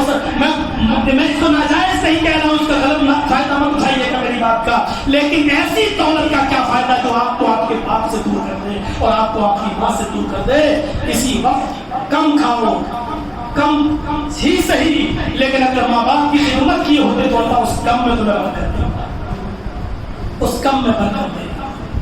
میرے بھائیوں، والدین بھی دو پھول ہیں اور بہت بڑی نعمت ہے، اور ماں تو ماں ہے۔ پوچھا اللہ کے رسول میرے ماں اور باپ دونوں زندہ ہیں، کون زیادہ حقدار ہے؟ فرمایا تیری ماں۔ کہا حسن سلوک کا سب سے زیادہ حقدار کون ہے؟ کہا تیری ماں۔ کہا اس کے بعد کون؟ کہا تیری ماں۔ 3 بار کہا۔ کہا اس کے بعد کون؟ کہا تیرا باپ۔ یعنی باپ سے 3 گنا زیادہ ماں کو حسن سلوک کا حقدار بنایا۔ تصور کر رہے ہیں آپ؟ خانہ کعبہ کا طواف ہو رہا ہے اور ایک شخص اپنی ماں کو لنگڑی ہے، اپاہج ہے، اندھی ہے، اور اپنی اندھی لنگڑی لولی ماں کو کاندھے پر چڑھا کر طواف کرا رہا ہے۔ یہ ویل چیئر وغیرہ تو آج انتظام ہو گیا ہے، اس وقت نہیں تھی یہ ویل چیئر، اپنی پیٹھ پر سوار کر کے کاندھے پر طواف کرا رہا ہے، اور حضرت عمر فاروق سے ٹکرا گیا۔ ٹکرانے کے بعد دونوں مسکرائے۔ حضرت عمر نے کہا مبارک ہو، تم اپنی ماں کی سمن میں خدمت کر رہے ہو، اس کو بھی عمرہ کرا رہے ہو۔ اس نے کہا امیر المومنین، کیا ابھی بھی میری ماں کا حق ادا نہیں ہوا؟ میں اپنی ماں کا پیشاب و پائخانہ صاف کرتا ہوں، اپنی ماں کو میں خود پکا کے کھلاتا ہوں۔ میری ماں نے عمرے کا اظہار کیا کہ مجھے طواف کرنا ہے، دیکھ نہیں پاتی ہے، پھر بھی میں لے کے آیا ہوں، چل نہیں پاتی ہے، پھر بھی میں لے کے آیا ہوں، اپنے پیٹھ پہ سوار کر کے، کیا ابھی بھی میری ماں کا حق ادا نہیں ہوا؟ حضرت عمر فاروق مسکرا رہے تھے، رونا شروع کر دیا۔ پوچھا امیر المومنین میرا ارادہ آپ کو دکھ دینے کا نہیں تھا۔ کہا میں رویا اس لیے کہ تو یہ پوچھ رہا ہے کہ ابھی بھی ماں کا حق ادا نہیں۔ ارے تو کس حق کی بات کر رہا ہے؟ جب تیری ماں تجھے جن رہی تھی، تجھے پیدا کر رہی تھی، اور اس وقت تیری پیدائش میں جو اس کو تکلیف ہو رہی تھی، اور جنتے وقت تیری ماں کے منہ سے جو پہلی آواز نکلی تکلیف کا، درد بھری جو پہلی آواز تجھے پیدا کرتے وقت تیری ماں کی زبان سے نکلی، اے نوجوان ابھی تم نے اپنی ماں کی اس آواز کا بھی حق ادا نہیں کیا، اس پہلی آہ کا زندگی کا حق، ارے تو پوری زندگی سیوا کرتے کرتے مر بھی جائے تب بھی تو اپنی ماں کا حق ادا نہیں کر سکتا، ابھی تو نے اپنی ماں کی پہلی آہ کا بھی حق ادا نہیں کیا۔ نوجوانوں یاد رکھنا، چاہے کتنی تم نے روزے رکھے ہوں، چاہے کتنے نمازیں پڑھی ہوں، چاہے کتنی عبادتیں کی ہوں، تراویح پڑھی ہو، پورا قرآن سنا ہو، اگر آپ کے ماں اور باپ ناراض ہیں تو آپ کی عبادتیں اللہ کی قسم آپ کے منہ میں مار۔ نوٹ کر لو، یہ بالکل ایسی سچائی ہے جیسے اس رات کو کوئی دن نہیں کر سکتا ہے۔ اللہ کے نبی نے فرمایا اس کی عبادت ہی نہیں جس کے ماں اور باپ جس سے راضی نہ ہو، خوش نہ ہو۔ ناراض ہے تو آپ کی عبادت آپ کے منہ پر۔ سوال مت کریے گا مولانا غلطی تو میرے ماں کی باپ کی نہیں، وَإِنْ أَمَرَاكَ أَن تَخْرُجَ مِنْ أَهْلِكَ وَمَالِكَ، اگر وہ دونوں ہی ماں باپ تمہیں حکم دیں کہ تم گھر سے نکل جاؤ تو تمہیں گھر بھی چھوڑنا پڑے گا۔ وہ کہیں اہل و عیال کو چھوڑ دو، اہل و عیال کو بھی چھوڑنا پڑے گا۔ وہ کہیں جتنا کمایا وہ مال بھی یہی چھوڑ دو تو اپنے مال کو بھی تمہیں چھوڑنا پڑے گا۔ وَإِنْ أَمَرَاكَ أَن تَخْرُجَ من اہلک و مالک، مال و اولاد دولت سب چھوڑ کر بھی تمہیں نکالے تو تمہیں چھوڑ کے نکلنا پڑے گا۔ اور یہی بات کی حضرت اسماعیل علیہ السلام سے دل میں جب ابراہیم علیہ السلام گئے تو بیوی نکل کے آئی اسماعیل کی، پوچھا اسماعیل کہاں ہے؟ شکار کھیلنے گئے ہیں، کب آئیں گے؟ شام کو آئیں گے۔ اچھا تمہارے گھر میں گزر بسر کیسی چل رہی ہے؟ تو بہت بری، صبح کھا لو تو شام کو بھوکے اور شام کو کھا لو تو صبح بھوکے رہتے ہیں۔ حضرت ابراہیم نے کہا کہ تمہارے شوہر جب گھر پہ آ جائیں تو ان سے کہنا ایک بوڑھا آدمی آیا تھا، انہوں نے سلام کہا ہے آپ کو اور کہا ہے کہ گھر کی چوکھٹ ٹھیک نہیں ہے، اس کو بدل دو۔ اسماعیل کی بیوی کہنے لگی بڈھا سبھی آ گیا، گھر کی چوکھٹ تو بالکل ٹھیک ہے، دھوپ بھی آتی ہے گرمیوں میں، سردی میں دھوپ آتی ہے، گرمیوں میں ہوا آتی ہے، اور کہہ رہا کہ گھر کی چوکھٹ ٹھیک نہیں ہے۔ اسماعیل علیہ السلام جب گھر آئے تو پورا واقعہ بتایا۔ اسماعیل علیہ السلام نے کہا تم جانتی ہو کون؟ وہ بوڑھا میرا باپ تھا جنہوں نے مجھے سلام کہا، اور گھر کی چوکھٹ جانتی ہو کون ہے؟ تم ہو۔ اور کہا گھر کی چوکھٹ بدل دو، اس کا مطلب یہ کہ میرے باپ کا حکم ہے کہ وہ تمہیں کہہ رہے ہیں کہ تمہیں طلاق دے دوں۔ کہا میں نے کیا کیا؟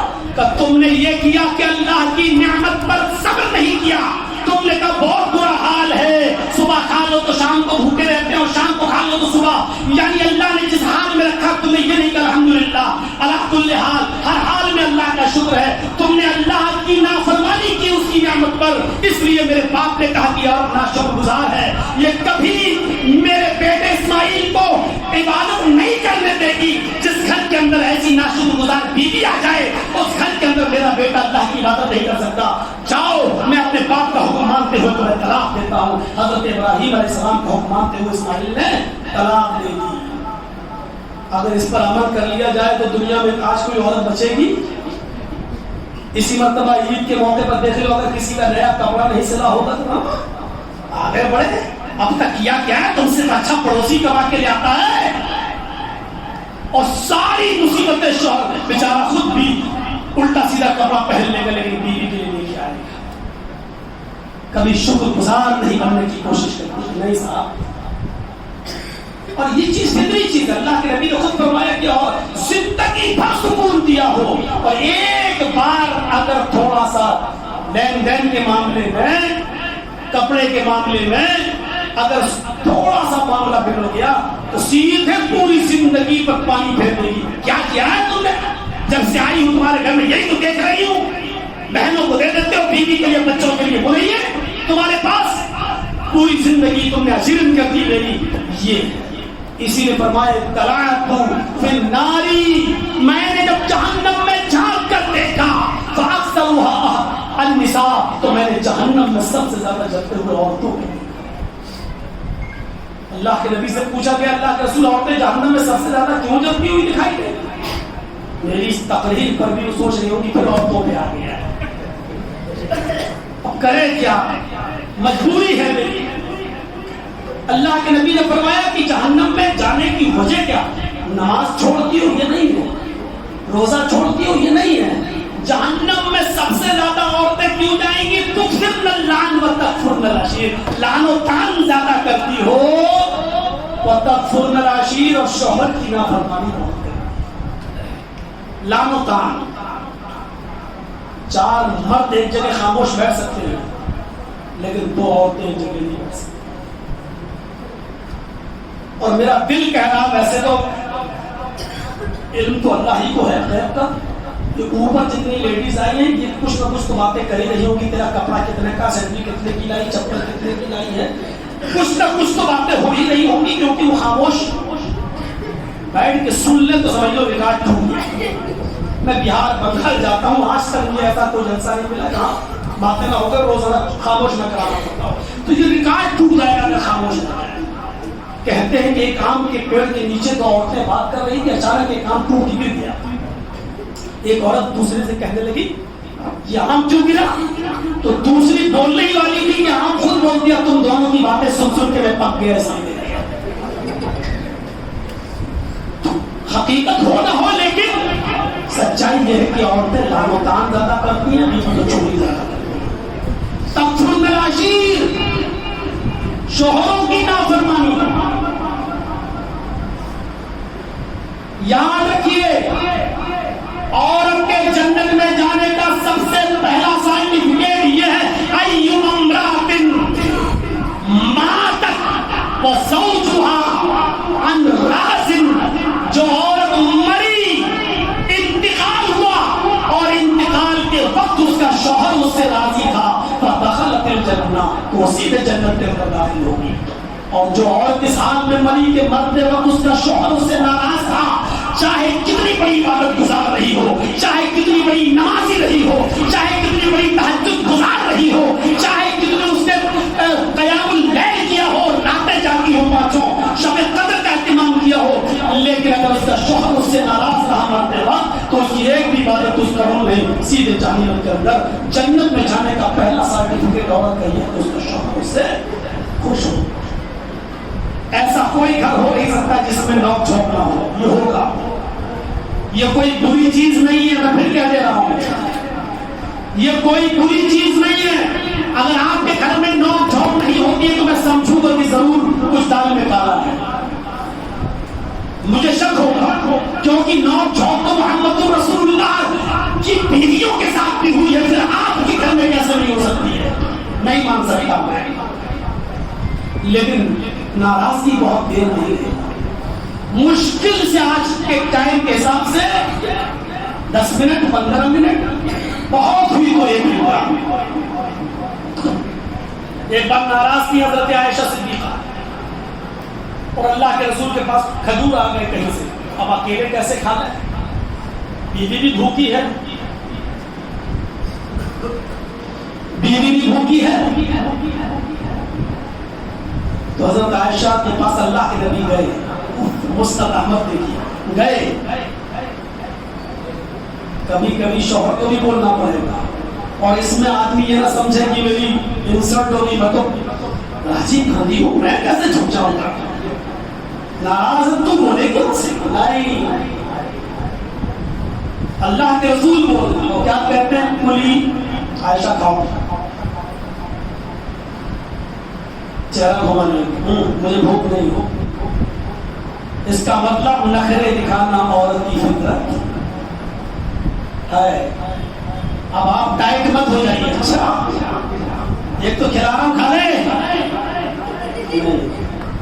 یہ سیکھو. اسی لیے کہتا ہوں کہ اسلام کمپلیٹ مذہب ہے. بائبل پڑھیے، عیسیٰ علیہ السلام کے 3 سال سے زیادہ کے حالات موجود نہیں ہیں. ابراہیم علیہ السلام کے 2 سال سے زیادہ کے حالات موجود نہیں ہیں.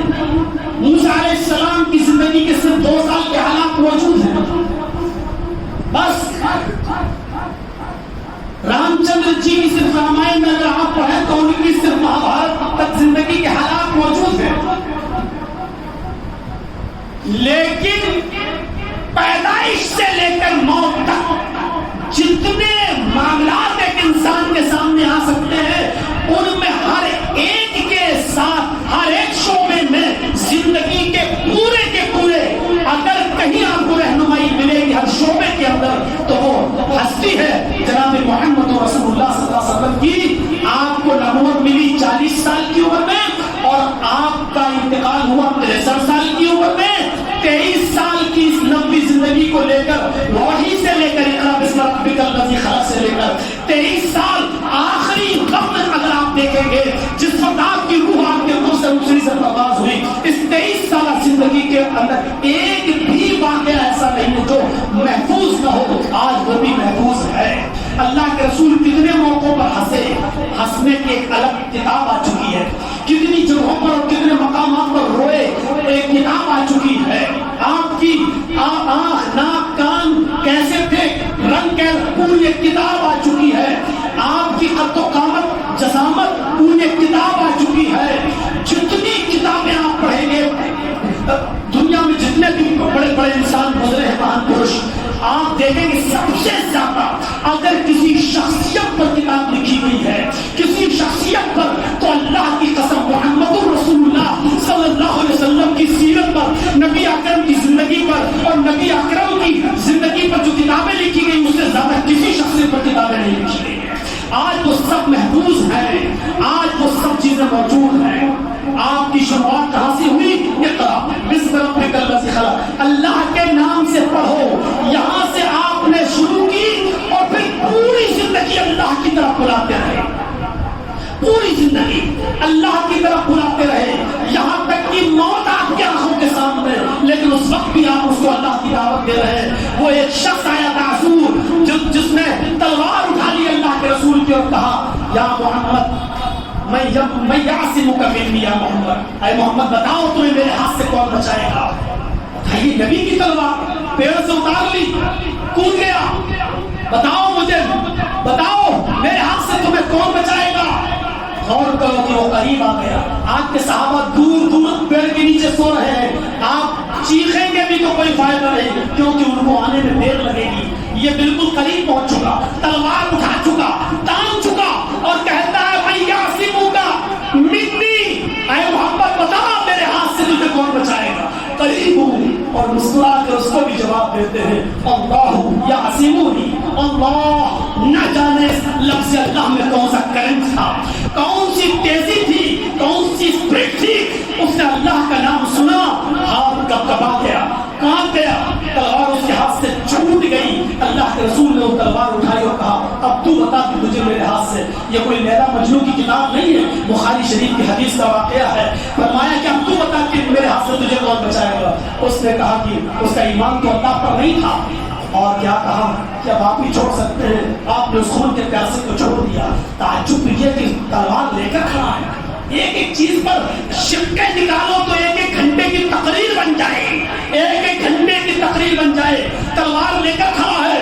ایسے موقع پر آپ بھی ہاتھ جوڑ کر بھائی میں نے کیا کیا؟ ارے میں تو تمہیں جانتا نہیں ہوں، لیکن کچھ نہیں، نہ منت نہ ضمانت نہ حضوری۔ اس نے پوچھا بتا کون بچائے گا؟ نہ بھاگ رہے ہیں، کھڑے ہیں، وہ قریب آتا جانا اور آپ کھڑے ہیں، بتاؤ کون بچائے گا؟ اور زبان سے نکلا لفظ اللہ، اللہ اللہ۔ وہ بدوی تھا، دیہاتی تھا، ساتھ میں کافر بھی تھا، لیکن اللہ کے پاور کو جانتا تھا۔ اس زمانے کے کافر بھی اللہ کے سپر پاور ہونے کا اقرار کرتے تھے، وہ اللہ کی وحدانیت کو جانتے تھے، وہ اللہ کی طاقت کا علم رکھتے تھے، اس لیے جانتا تھا وہ کافر کس کی زبان سے لفظ اللہ نکلا ہے، اس نے کسی اور کو نہیں پکارا ہے۔ اس کے ہاتھ سے تلوار چھوٹ گئی، آج تو لفظ اللہ اور اللہ کو پکارنا جرم عظیم ہو چکا ہے۔ میرے پیارے ساتھیوں، آج اللہ کو پکارنے سے پہلے یہ کہا جائے کہ پہلے چھت پہ چلنا ہو تو سیڑھیوں کا سہارا لو، اور اس طریقے کی باتیں کہی جائے تو میرے بھائیوں یہ اللہ کی شان میں گستاخی نہیں تو اور کیا ہے؟ تصور کرو میرے بھائیوں، زمانے کا کافر لفظ اللہ سنتا ہے تو ہاتھ سے تلوار گر جاتی ہے اس کی، اور اللہ اس زمانے کے کافر بھی اللہ پر اعتبار کرتے تھے۔ آج کے ہم مسلمان مومن ہو کر کلمہ پڑھ کر اللہ سے اپنا رشتہ مضبوط نہیں کر پا رہے ہیں۔ میرے بھائیوں یہ اللہ کی دعوت تھی۔ ذرا تصور کرو کہ زینب کا میسج آتا ہے، پیغام آتا ہے۔ حضرت زینب کون ہے؟ نبی کی بیٹی ہے، بیٹی کی بیٹی بیمار ہے۔ حضرت زینب کی بیٹی امامہ بیمار ہے، اللہ کے نبی کے پاس خبر آتی ہے، زینب نے خبر بھیجی آپ کی نواسی کی طبیعت خراب ہے، آپ جا کر دیکھ لیجیے۔ لیجئے آپ کے پاس وفد آیا ہے, آپ اس کو اللہ کی دعوت دے رہے ہیں, جماعت آئی ہے کافروں کی, آپ ان کو اللہ کی دعوت دے رہے ہیں. اس قاصد سے کہا جاؤ زینب سے کہہ دینا میرے پاس مہمان آئے ہیں باہر سے, ہمیں ان کو اللہ کی دعوت دینا ہے, اسلام کی دعوت دینا ہے. وہ گیا اور اس نے زینب سے کہا کہ زینب ایسی ایسی بات ہے, اللہ کے نبی کے پاس مہمان آئے, انہوں نے قسم دے کے بھیجا ہے, جاؤ میرے ابو سے کہنا آپ کو اللہ کا واسطہ ہے, آپ کی بیٹی کہہ رہی جس حال میں بیٹھے اسی حال میں چلے جاؤ. اللہ کے نبی کے پاس یہ خبر آتی ہے, آپ نے کہا زینب نے مجھے اللہ کا واسطہ دیا ہے, میری بیٹی نے مجھے اللہ کا واسطہ دیا ہے کہ ہاں. اٹھے چند صحابہ سے کہا چلو چلو دیکھیں زینب تھوڑا زیادہ پریشان لگ رہی ہے. جب اندر دروازہ کھٹکھٹاتے ہیں, ایک عورت نے دروازہ کھولا, محلے کے مرد باہر بیٹھے ہیں, زینب کے پاس چند عورتیں بیٹھی ہیں, چھوٹا سا حجرہ ہے زینب کا, اور حضرت زینب کے ہاتھ میں ان کی بیٹی امامہ ہے, اور وہ آخری سانسیں لے رہی ہے, آخری سانسیں لے رہی ہے. جیسے اللہ کے رسول کمرے کے اندر جاتے ہیں, زینب اپنی بیٹی کو امامہ کو بڑھا دیتی ہے. اللہ کے رسول اپنے مبارک ہاتھ میں لے لیجئے, دم کر دیجئے, شاید آپ کی دعا کی خیر و برکت سے اللہ اس میں زندگی دیتے. جانتی ہیں کہ میرے نبی, میرے باپ نبی ہے لیکن اللہ نہیں ہے. وہ اپنا کام کر سکتے ہیں, دم کر سکتے ہیں, لیکن موت و زندگی کا مالک تو اللہ رب العالمین کی ذات ہے. امامہ کے لیے ہاتھ بڑھا دیا. اللہ کے رسول نے اپنی نوازی کو اپنی گود میں لیا, شاید وہ اپنی نانا کی گود کا ہی انتظار کر رہی تھی. جیسے ہی نبی اکرم کی نوازی زینب نے اپنی بیٹی نبی کی نوازی کو نبی کی گود میں دیا, اس کی آخری سانس بھی نکل گئی, روح قبض سے انسری سے پرواز ہو گئی. زینب کی آنکھوں میں آنسو ہے, رونے لگی. پورا کمرہ جس میں جتنی لیڈیز بیٹھی تھی, زینب کی حالت دیکھ کر سب کی آنکھوں میں آنسو تھے. محبت کے آنسو نبی اکرم کی آنکھوں میں بھی تھے, لیکن ایسے نازک موڑ پر بھی آپ نے زینب کو اللہ کی طرف بلایا اور دعوت دی, انا للہ و انا الیہ راجعون. ہم سب اللہ کی امانت ہیں اور ہمیں سب کو اللہ کی طرف جانا ہے. ایسے موقع پر یہاں سے دعوت شروع ہوئی, اقرأ بسم ربک الذی خلق. داعی ہے اور دعوت پھر یہاں سے زندگی جو دی تو اللہ کی طرف دیتے چلے گئے, دیتے چلے گئے, یہاں تک کہ مکہ سے نکالا گیا تو خانہ کعبہ کا گراہ پکڑا اور کہا کعبہ مجھے تیرے باشندوں نے مجبور کر دیا, ورنہ میں تجھے چھوڑ کے کبھی نہیں جاتا. یہاں سے گئے مدینہ, 8 دن مسلسل گھوڑوں کا, اونٹوں کا سفر. ذرا تصور کیجئے میرے بھائیوں, 8 دن مسلسل اونٹوں کا اور گھوڑوں کا سفر کر کے آپ اور آپ کے صحابہ جب مکہ سے مدینہ پہنچتے ہیں, 8 دن تک چلنے کے بعد جانوروں کی حالت کیا ہو جائے گی. ذرا تصور کیجئے, آپ ایک قبا کے میدان میں ٹھہرتے ہیں, ابھی 7 کلومیٹر کی دوری ہے مدینے کی, ابھی تھوڑا سا دور رہ گیا مدینہ, لیکن آپ نے کہا تھوڑا سا رک جاؤ, بے زبان جانور پیاسے ہیں ان کو پانی پلا دو. جیسی تھوڑی دیر آرام کرنے کے لیے جانوروں کو بٹھایا, جانور لمبے لمبے لیٹ گئے. بے زبان جانوروں کی پیاس کی شدت سے زبانیں باہر آ گئی. صحابہ تھکے تھے, جاتے ہی سو گئے. لیکن ایک صحابی کی آنکھ کھلی, کیا دیکھتے ہیں کہ بے زبان جانوروں کی زبانیں باہر نکلی ہیں. سارے صحابہ تھکان کی وجہ سے سو گئے ہیں. ایک صحابی کی نظر پڑی تو کیا دیکھتے ہیں, محمد رسول اللہ کدال لے کر زمین کا ایک حصہ کھود رہے ہیں. صحابہ کو جگایا, دیکھو ہمارے نبی کیا کر رہے ہیں. کچھ لوگ اٹھے, اللہ کے رسول تھک کر ہم لوگ چور ہیں, بے زبان مخلوق جانوروں کا برا حال ہے اور آپ یہاں کی زمین کھود رہے ہیں. فرمایا یہاں ایک مسجد کی بنیاد رکھی جائے گی, یہاں چاروں طرف میں پہاڑ دیکھ رہا ہوں, یہاں اللہ اکبر کی صدائیں نکلیں گی اور ان پہاڑیوں سے گونجیں گی. یہ پہاڑ بھی قیامت کے دن اللہ کی وحدانیت کی گواہی دیں گے. اور اسی جگہ پر مسجد قباء کی بنیاد رکھی گئی. میرے بھائیوں, سارے جانور سو گئے ہوں, تھک کر چور ہو اور صحابہ کا حال برا ہو, اور اللہ کے رسول اس جگہ مسجد نبی کی بنیاد رکھ رہے, مسجد قباء کی بنیاد رکھ رہے ہوں, اور مسجد قباء میں نماز 2 رکعت نماز پڑھنے کا ثواب ایک عمرے کے برابر دیا ہو. ذرا تصور کرو میرے بھائیوں, یہ نبی کی زندگی ہے, یہ نبی کی زندگی ہے، دعوت اللہ سے شروع ہو رہی ہے. اور جب مدینے پہنچے تو یاد کرو مسجد نبی بنی. اور یہاں کہیں گے آپ ایک نئی چیز شاید آپ نے نہ سنی ہو، سن لو. مسجد نبی بن کر تیار ہوئی. اس وقت صحابہ اتنے قریب تھے کہ ان کے پاس گھروں میں بھی چراغ جلانے کے لیے تیل نہیں تھا، اور جن کے گھروں میں تھا تو اتنا نہیں تھا. 2 مہینے تک مسجد نبی کی مغرب کی نماز، عشاء کی نماز اور فجر کی نماز اندھیرے میں پڑھی گئی. ایک چراغ نہیں چلا مسجد نبی میں. کسی کے پاس اتنا تیل نہیں تھا کہ چراغ جلا کر نماز کے لیے چراغ جلایا جا سکے. 2 مہینے تک مسجد نبی تاریکی میں اندھیرے میں نماز پڑھائی گئی. اللہ کے رسول نے امامت کی اور صحابہ نے نماز پڑھی. ایک دن عشاء کی نماز پڑھانے گئے تو دیکھتے ہیں مسجد کے کونے میں چراغ جل رہا ہے. اللہ کے رسول نے پوچھا یہ چراغ کہاں سے آیا؟ ایک صحابی نے اشارہ کیا فلاں لے کے آئے. کہا ادھر شکل دکھاؤ. شکل دکھائی تو وہ حضرت تمیم داری تھے. پوچھا کہ تم لائے ہو؟ فرمایا ہاں میں لایا ہوں. اللہ کے نبی نے نماز پڑھائی اور نماز پڑھانے کے بعد صحابہ کی طرف چہرہ کیا اور صحابہ کی طرف چہرہ کرنے کے بعد فرمایا تمیم داری آج مسجد نبی میں چراغ جلا کر تم نے اتنا بڑا نیک کام کیا ہے.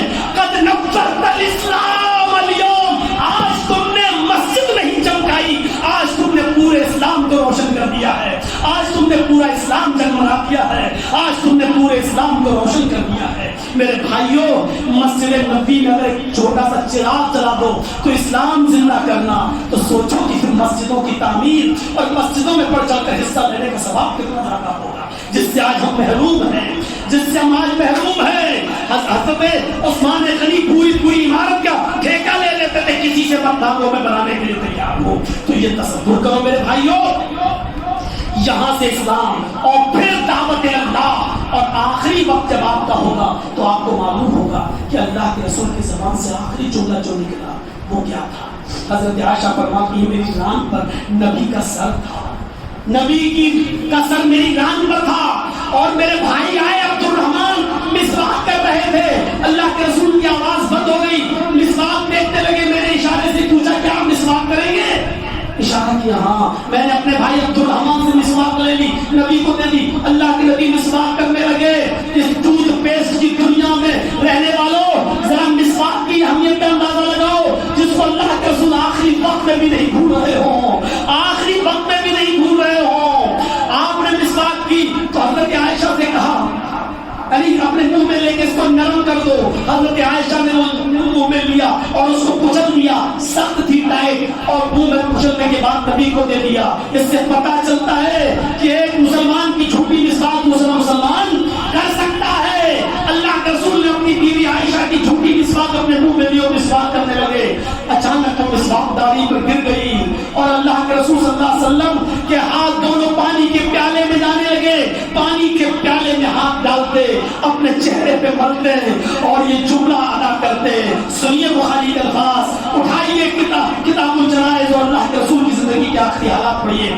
کیا فرمایا کہ پانی کے پیالے میں ہاتھ ڈالتے اور اپنے جسم پر ملتے اور کہتے انا للموت سکرات. موت کے لیے بڑی پریشانیاں ہیں، موت کے لیے بڑی بے چینیاں ہیں. پانی میں ہاتھ ڈالتے جاتے اور چہرے پہ ملتے جاتے اور کہتے جاتے انا للموت سکرات. اس حال میں حضرت فاطمہ چلی آئی، اپنے ابو کی حالت کو دیکھتی ہے تو کہتی ہے بتا ہائے میرے ابو کی پریشانی. اللہ کے نبی نے اپنی بیٹی فاطمہ کو روتے ہوئے دیکھا تو فرمایا بیٹی میرے پاس بیٹھو. ابھی جبریل آئے اور مجھ سے کہہ کر گئے آج کے بعد تمہارے باپ کو کبھی اتنی تکلیف نہیں ہوگی. ارے میری بیٹی آج کے بعد تمہارے باپ کو کبھی اتنی تکلیف نہیں ہوگی. یہ سنا کہ اچھا اس کا مطلب آپ تو اللہ کو پیارے ہونے والے ہیں. تو اور رونے لگی. اللہ کے نبی نے ان کو بلایا اور قریب کیا اور ان کے کان میں جملہ کہا جس کو سن کر وہ مسکراتی. اللہ کے رسول نے اس دنیا سے رخصت ہو جانے کے بعد انہوں نے وہ کلمہ بتایا تو حضرت عائشہ نے قسم دے کے پوچھا کہ بتاؤ وہ کان میں کیا راز تھا جو تم کو بتایا. تو فرمایا اے امی عائشہ میرے ابو نے میرے کان میں کہا تھا کہ فاطمہ تم ناراض مت، تم کیوں رو رہی ہو؟ تم سب سے پہلے میرے اہل بیت میں سب سے پہلے تم مجھ سے ملو.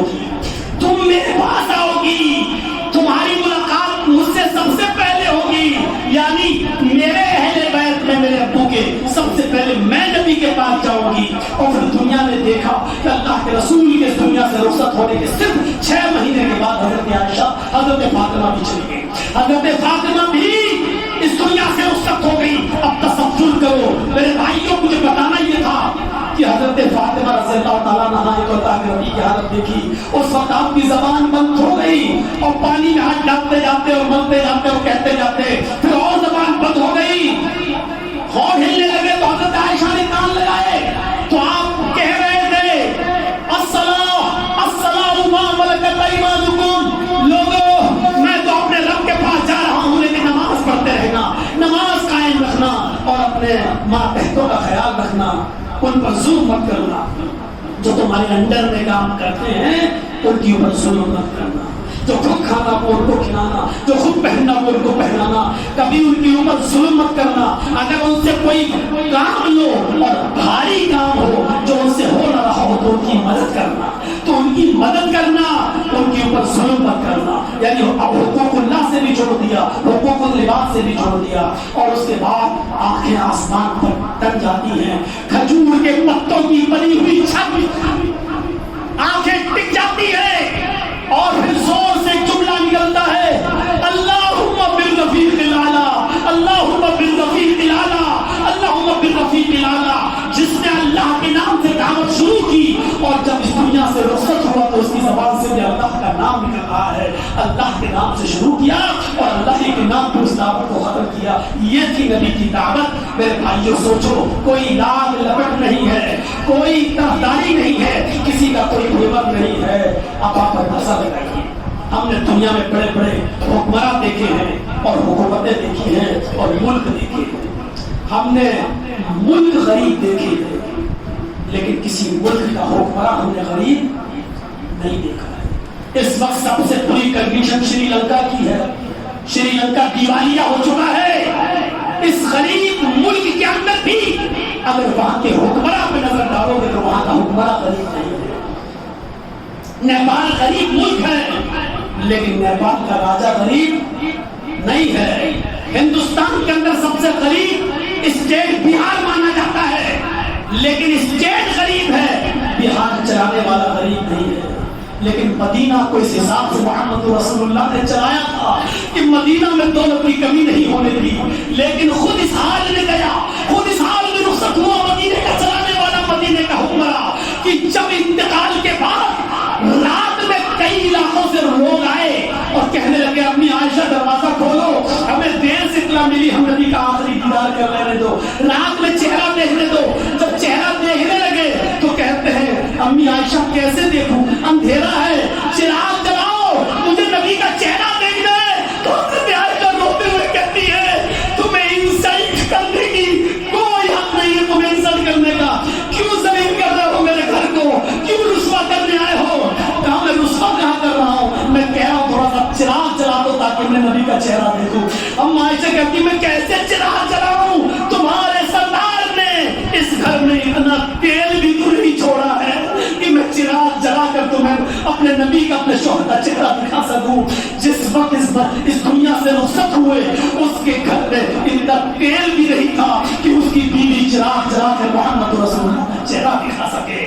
میں کہنا چاہتا ہوں حکومتیں غریب دیکھی ہیں لیکن حکمراں غریب نہیں. یہ پہلا حکمراں ہے جس کو اس حال میں جاتے ہوئے دیکھا کہ جس نے اپنی بستی کو غریب نہیں ہونے دیا ہے نعمتوں سے اور دولت سے، لیکن خود اس حال میں گیا کہ انتقال سے پہلے 3 درہم بستر کے نیچے نکلے تو کہا عائشہ یہ کیا ہے؟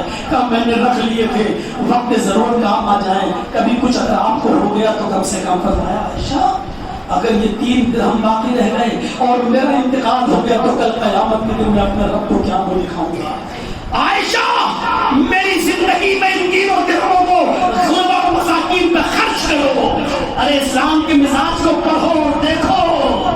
یہ میڈیا والے جو چیخ و چلا رہے ہیں نا، اور ان سے زیادہ رسوا کرنے والے اسلام تو وہ ہے جو ان کی ڈبیٹ میں شامل ہو رہے ہیں، جبکہ یہ معلوم ہے ان کو کہ یہ ڈبیٹ کرنے کون بنا رہا ہے، یہ چینل کس کے اشارے پہ چل رہے ہیں. اس پر ہم جیسے چنکٹ حملہ جاتے ہیں جن کو 10,000 روپیہ ملتا ہے ایک ڈبیٹ کا، 10,000 روپے کے لیے جاتے ہیں اور اسلام کو رسوا کر کے اور مسلم قوم کو بدنام کر کے وہاں سے چلے آتے ہیں.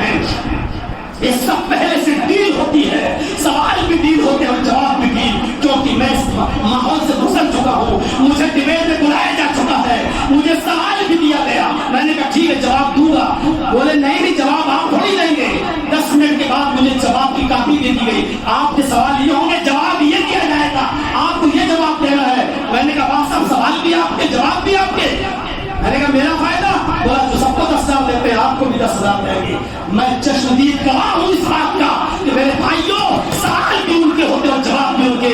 ان چیزی گریڈوں پہ جن ملاؤں کو آپ دیکھ رہے ہیں, اللہ کی قسم یہ قوم کے دشمن ہے.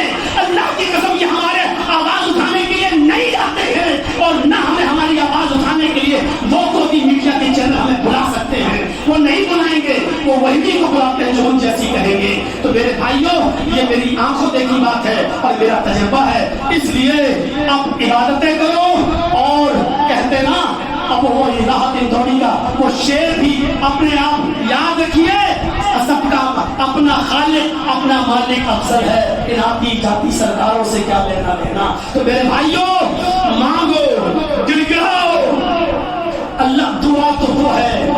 جانتے ہو حضرت ام ایوب پہ دعا کی تو حضرت محمد رسول اللہ کی اونٹنی کو ابو ایوب کی بیوی ام ایوب نے اپنے دروازے پر رکوا دیا. دعاؤں میں تو طاقت ہے. اللہ کے رسول کی سواری جا رہی ہے, مدینے کے کیسا بڑے بڑے اوس و خزرج کے قبیلے اپنے اپنے چھتوں پر چڑھے ہیں اور ان کی عورتیں اور یہ کہہ رہے ہیں میرے ہاں رک جاؤ. وہ کہتا میرے ہاں رک جاؤ.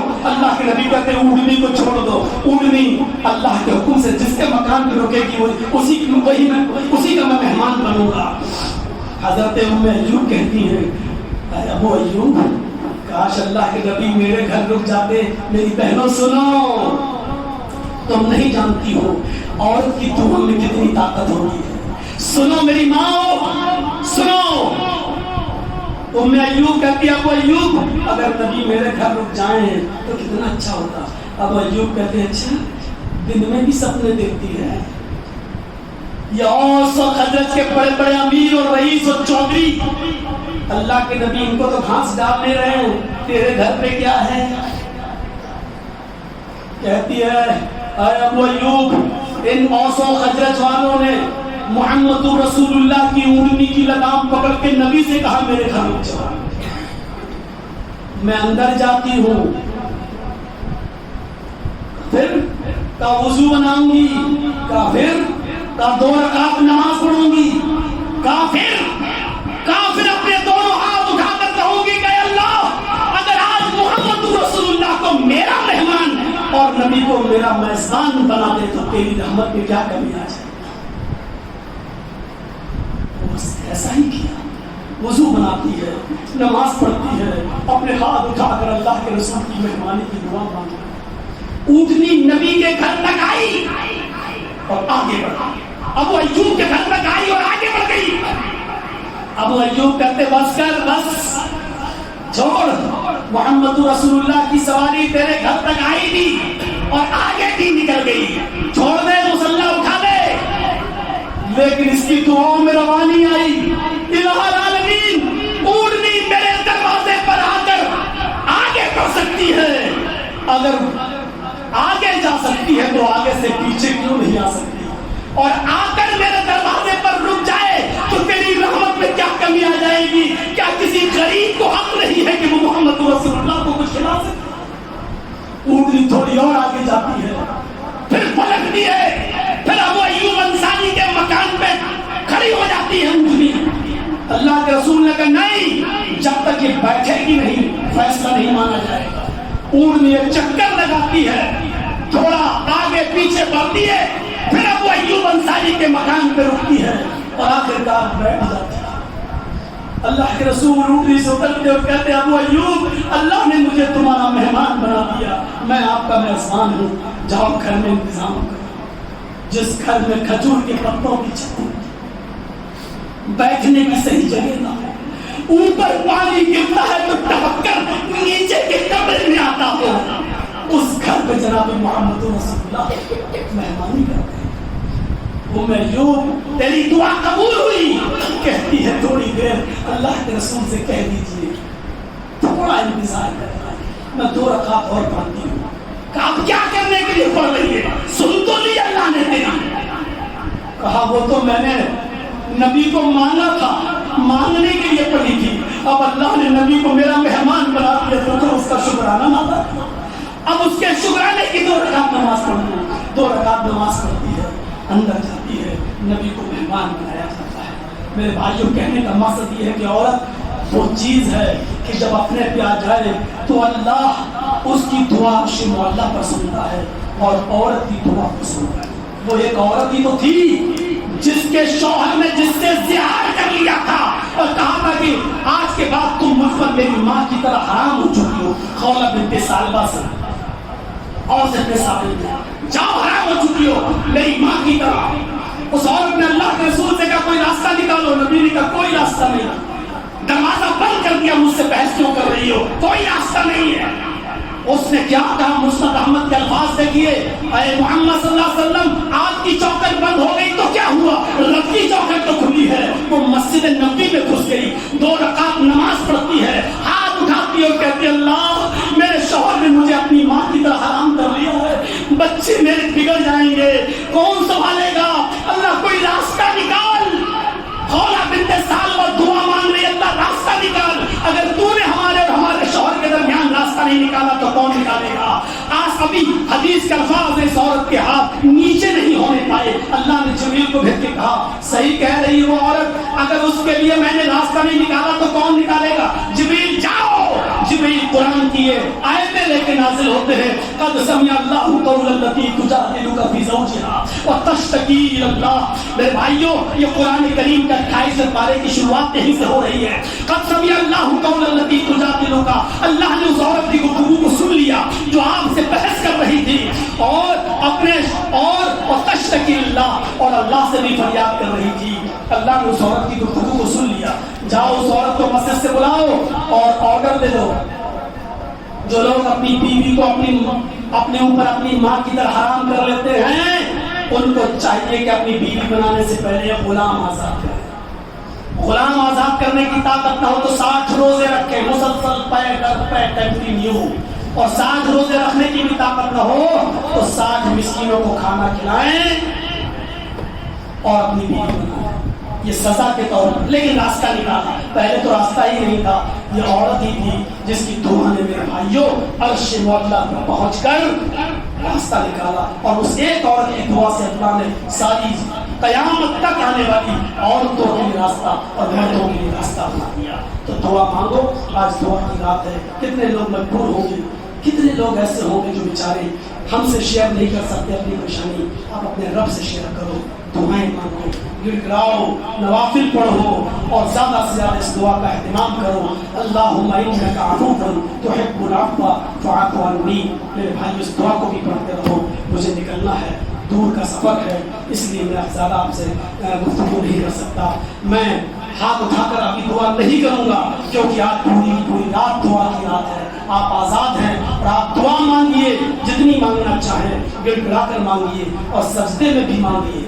نفلی نماز جب آپ پڑھیں گے تو نفلی نماز میں آپ سجدے میں اردو میں بھی دعا مانگ سکتے ہیں. آپ مانگیے اپنی زبان میں مانگیے گڑ گڑائیے اور اتنا گڑ گڑائیے کہ آپ کے آنکھوں سے گرنے والے آنسوؤں سے اللہ آپ کے دل پہ لگی ہوئی گناہوں کی سنگ سیاہی کو مٹا دے. کیونکہ آج کی رات رب کو منانے کی رات ہے. آپ رب کو منائیے اور اللہ سے دعا کر کے گلے شکوے دور کریے اور آپس میں بھائی بھائی بن کر ایک پلیٹ فارم پہ آئیے. کیونکہ ہم جب تک ایک نہیں ہوں گے ہم ہندوستان کے موجودہ حالات کا مقابلہ نہیں کر سکتے ہیں. میرے بھائیوں اس وقت ہماری کمیونٹی کو ایک ہونا ہے. ہمیں ایک ہونا ہے. سیاسی لیڈر اور سیاسی مدبر ان دونوں کے درمیان فرق کو سمجھنا ہے. اللہ سے دعا ہے کہ بار اللہ ہماری خطاؤں کو معاف فرما دے ہمارے گناہوں کو بخش دے. ہماری ماں بہنوں کو بھی اپنے اولاد کی اچھی تربیت کرنے کی توفیق عطا فرما. اے اللہ ہم نے جو آیت پڑھی تھی وَالْآخِرَةُ خَيْرٌ لَكَ مِنَ الْأُولَىٰ کہ آخرت کی زندگی اور دنیا کی زندگی سے بہتر ہے. ہمیں دنیا سے اتنا ہی ربط رکھنے کی توفیق کی جتنی ضرورت ہو اور بار الہ ہمیں آخرت کی تیاری کرنے کی توفیق عطا فرما. وما علینا جب تک تو ہمیں زندہ رکھ اسلام میں زندہ رکھنا اور جب ہمارا خاتمہ ہو تو ایمان پر ہمارا خاتمہ فرمانا. وما علینا الا البلاغ المبین وآخر دعوانا ان الحمد للہ رب العالمین. السلام علیکم ورحمۃ اللہ وبرکاتہ. ساتھ میں بات اور کہہ دو کہ ہمارے احباب جو بھی آئے ہیں ہماری فوٹو سیلفی لینے کی کوشش نہ کریں. ان اشد الناس عذابا یوم القیامہ المصبرون. قیامت کے دن سب سے زیادہ سخت عذاب اس کو ہوگا جو دنیا میں تصویریں کھینچتا ہوگا جو دنیا میں فوٹو لیتا ہوگا جو دنیا میں تصویریں کھینچتا ہوگا. تو ہم نہیں چاہتے کہ رمضان کی مبارک رات کے اندر آپ یہ گناہ کریں. اور دوسری بات مسافہ دعائیں دل سے ہم آپ کو دل سے یاد رکھیں گے. آپ ہمیں مسافہ کرنے کے بعد ٹائم نہ لاس کریں، کیونکہ ہم کو 11 بجے نکلنا تھا لیکن اب 12 بجنے والے ہیں، ہم کو ذرا جلدی ہے، ہم کو نکلنا ہے، اس لیے تھوڑا سا ہمیں نکلنے بھی دیں اور بار بار مصافحہ کر کے روک کر اور پہچانا. اب آدمی جھوٹ بولتے کہ ہاں پہچانا، نہیں پہچانا پھر بھی کہنا پڑتا ہے کہ ہاں پہچانا. کیوں؟ ارے بھائی کہتے کہ نہیں پہچانا تو آدمی کہتے لوگ صاحب بہت جلدی بھول گئے بڑے آدمی. یہ سب چیزیں مت پوچھا کریے کہ پہچانا پہچانا، یہ سب میں دعا السلام علیکم خیریت کیسے ہیں بس ٹھیک ہے. آپ ہمیں دعاؤں میں یاد رکھیں، ہم آپ کو دعاؤں میں یاد رکھیں. اللہ رب العالمین ہم سب کی حفاظت فرمائے، سب کے کاروبار میں برکت عطا فرمائے، ہم سب کو رزق حلال کی توفیق عطا فرمائے. جب تک زندہ رکھے اسلام پہ زندہ رکھے، جب خاتمہ ہو تو ایمان پر خاتمہ فرمائے. السلام علیکم ورحمۃ اللہ وبرکاتہ.